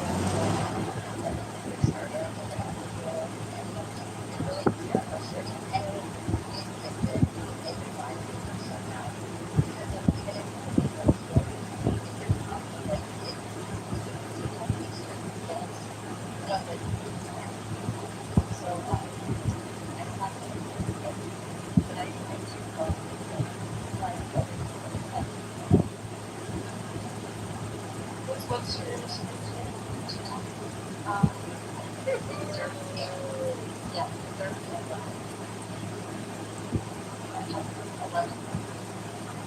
Oh, guys. Yeah, but that.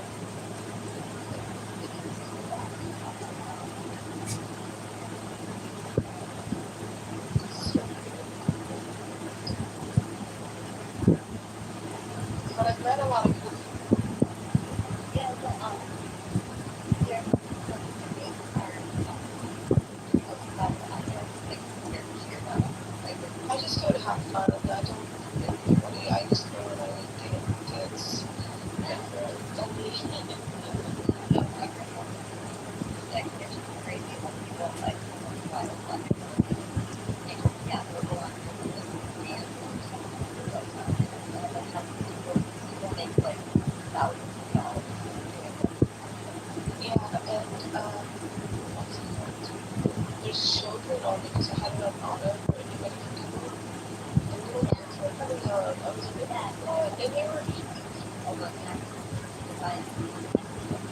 he's 18, I believe.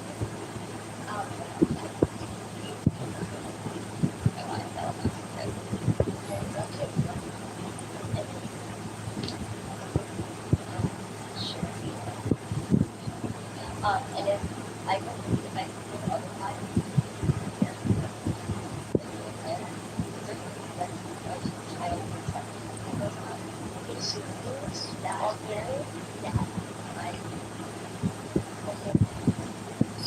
So it's not just 18 because they can't go abortions.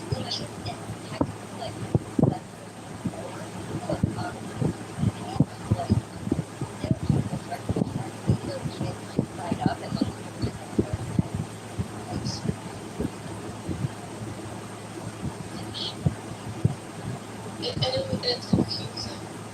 It's not simple and streamlined from us. Yeah, no, there's a lot to it.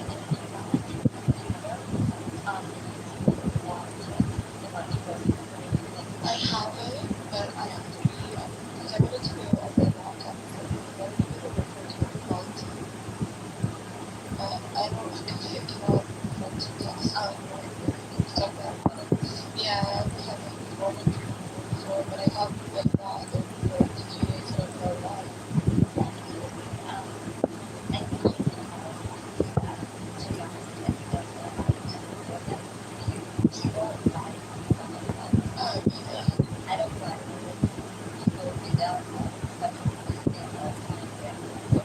I mean, if they hear me, I'll just like get over it. I'll feel like it's going to help with it. I wanted to normalize my scores, so like, you know, it's really so I apologize. I don't want to talk. Because when I first made TikTok, I was doing genocide. Oh yeah, you can't do that. I can't say genocide. Well, I've been saying genocide. Every word that I say with Hamas, I say Hamas, but I don't even say each word. But like, I'm not doing strikes when I say the words. Is that fine? Or automatic? Because I didn't get any good with that. Excuse me. I didn't get any banned for saying Hamas. I didn't get any banned for saying genocide. I don't.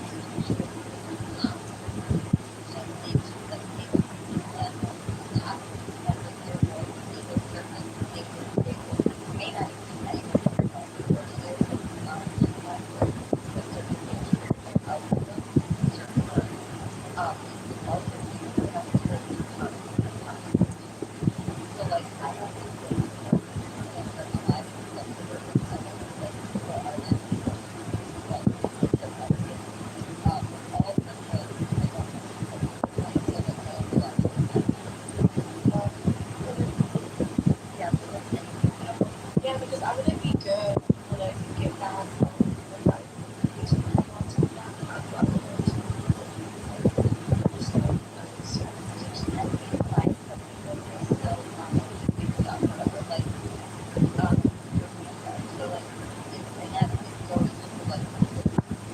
my belief is keep routine without me. Some people can try to that's not bad.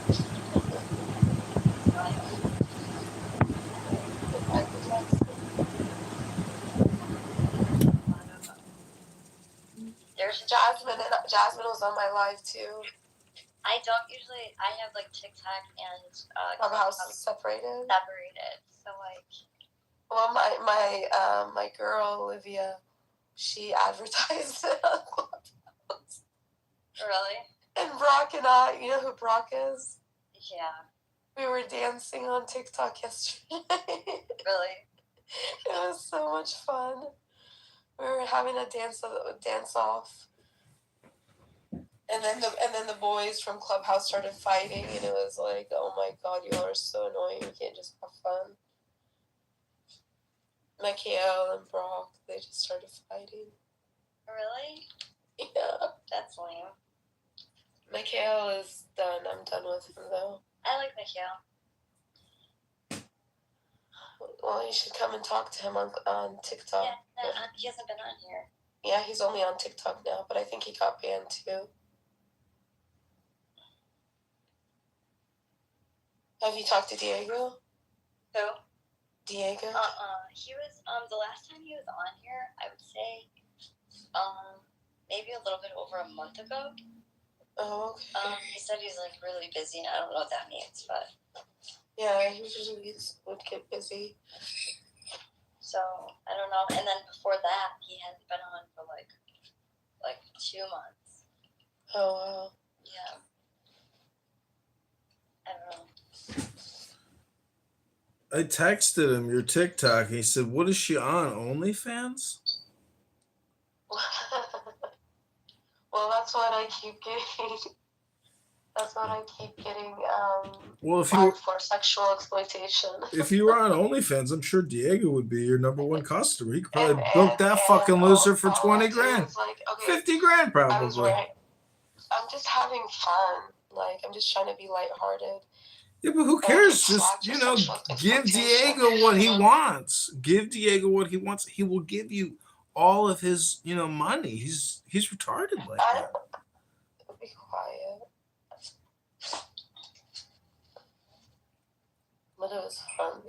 And like I've even because obviously I would host like political debates, and I would show because you're allowed to play you can show your Oh, this is unoriginal content. Yes, I walked away and the screen was on the TV, and I got a strike. I was like, what did I do? Yeah. Or I'll say in my opinion something, and then I'll get flagged for misinformation. I'm like, it's my opinion.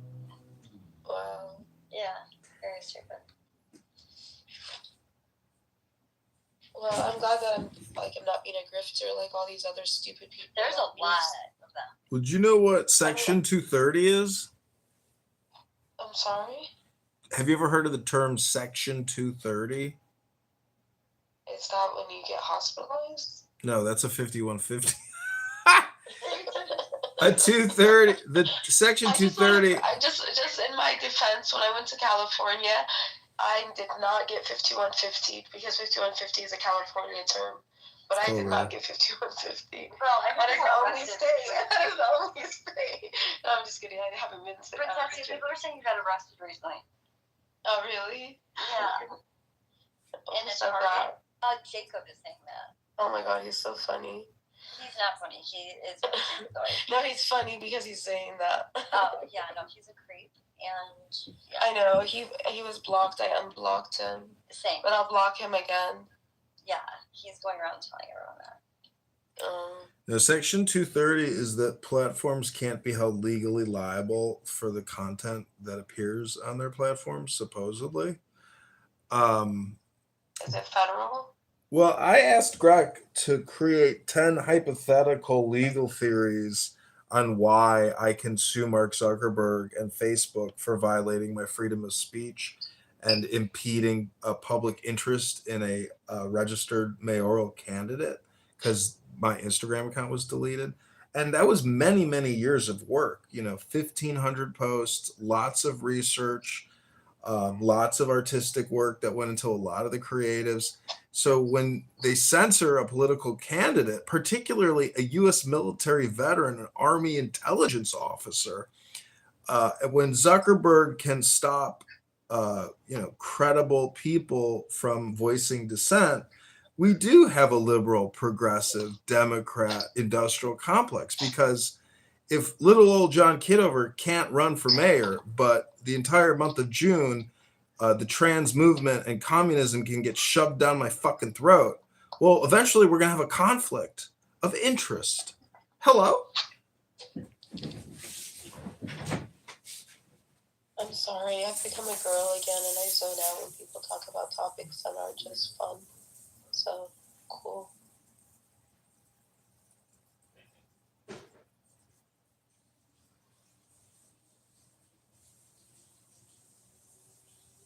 What's up, Beaver? Are you ready for basketball season to start? Yeah, this is our coach has gone all out with spending. Really? Who's your coach now? Barnes. From, what's he came Barnes? Yeah, okay, that's what I thought. Like the skinny guy. He's old. Yeah, he's kind of skinny. Are you happy with Pope? I think they want him out. Don't they hate him. I mean, I'm a loyal girl, so I'm always like loving our coach, except for Billy G and Tubby Smith. I used to like have a campaign with my brother and his friend to get him out when we were kids. But I saw Tubby recently, and he's been cool. You remember Tubby, right? Yeah, Tubby Smith. Yeah. Saul Smith. Yeah.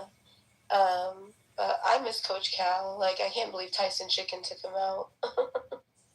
Yeah, but y'all could get, what's his name? Billy Donovan's on the market. Really? He's leaving the NBA? What's he doing in the NBA? Because we used to want Billy Donovan was so sexy to me.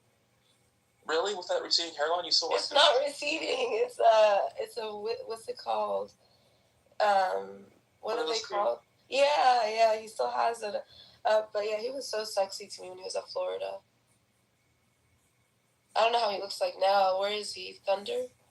He was with the Bulls, I think, and then He's on the Bulls? No, but now I think he maybe got fired. He's still in an assistant role somewhere. I think he's probably waiting out the Kentucky job, maybe. You know, it's funny. You know, it's crazy when they go to the NBA and they come back to college. I don't know what it means when the coach can't make it at the NBA level, like Pitino. Calipari didn't make it either. They don't. I guess Calipari never went to the NBA. He went to the.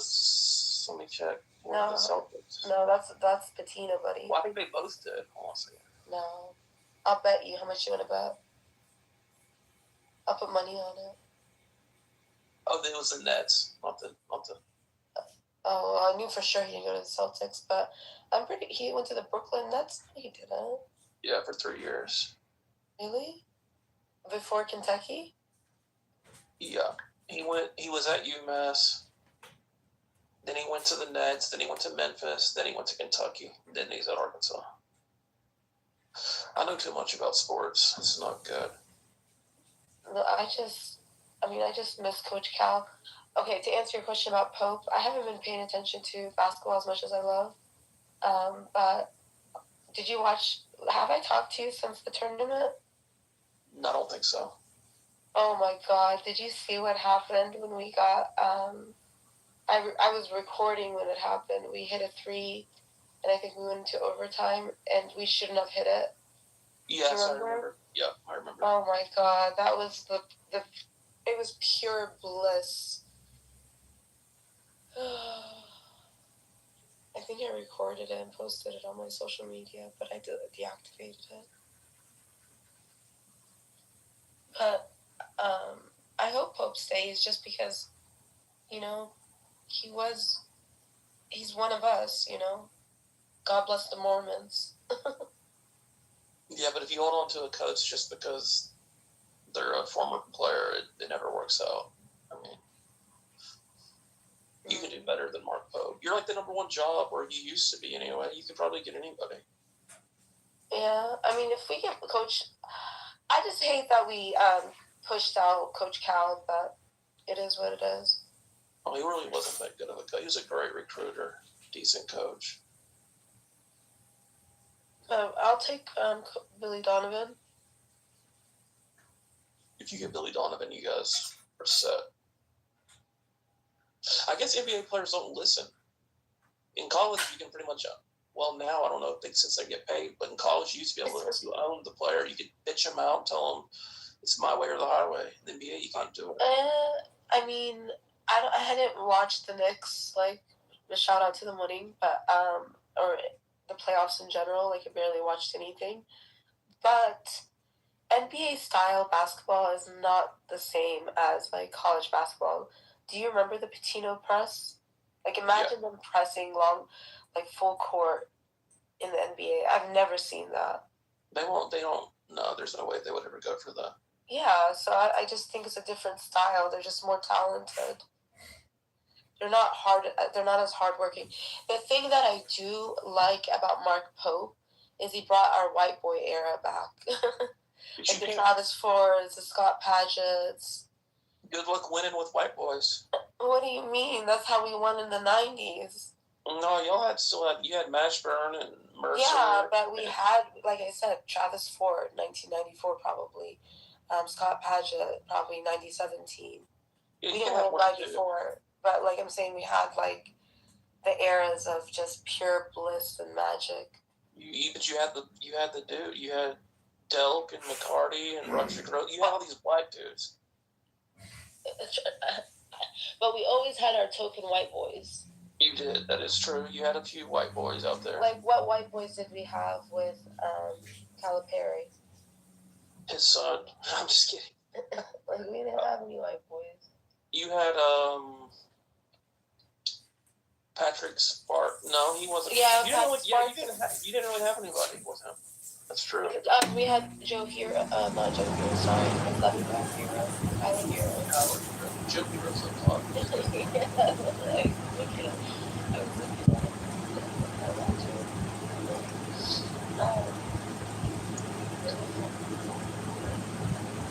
That's all they have over there. Yeah, it's our religion. If they don't win, they bitch on the coach, and that's so much pressure that the coach needs to get up.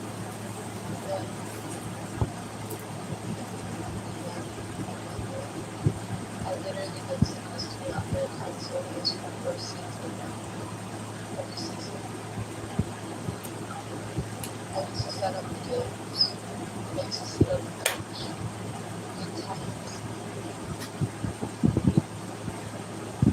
I think Joe's a Bama fan.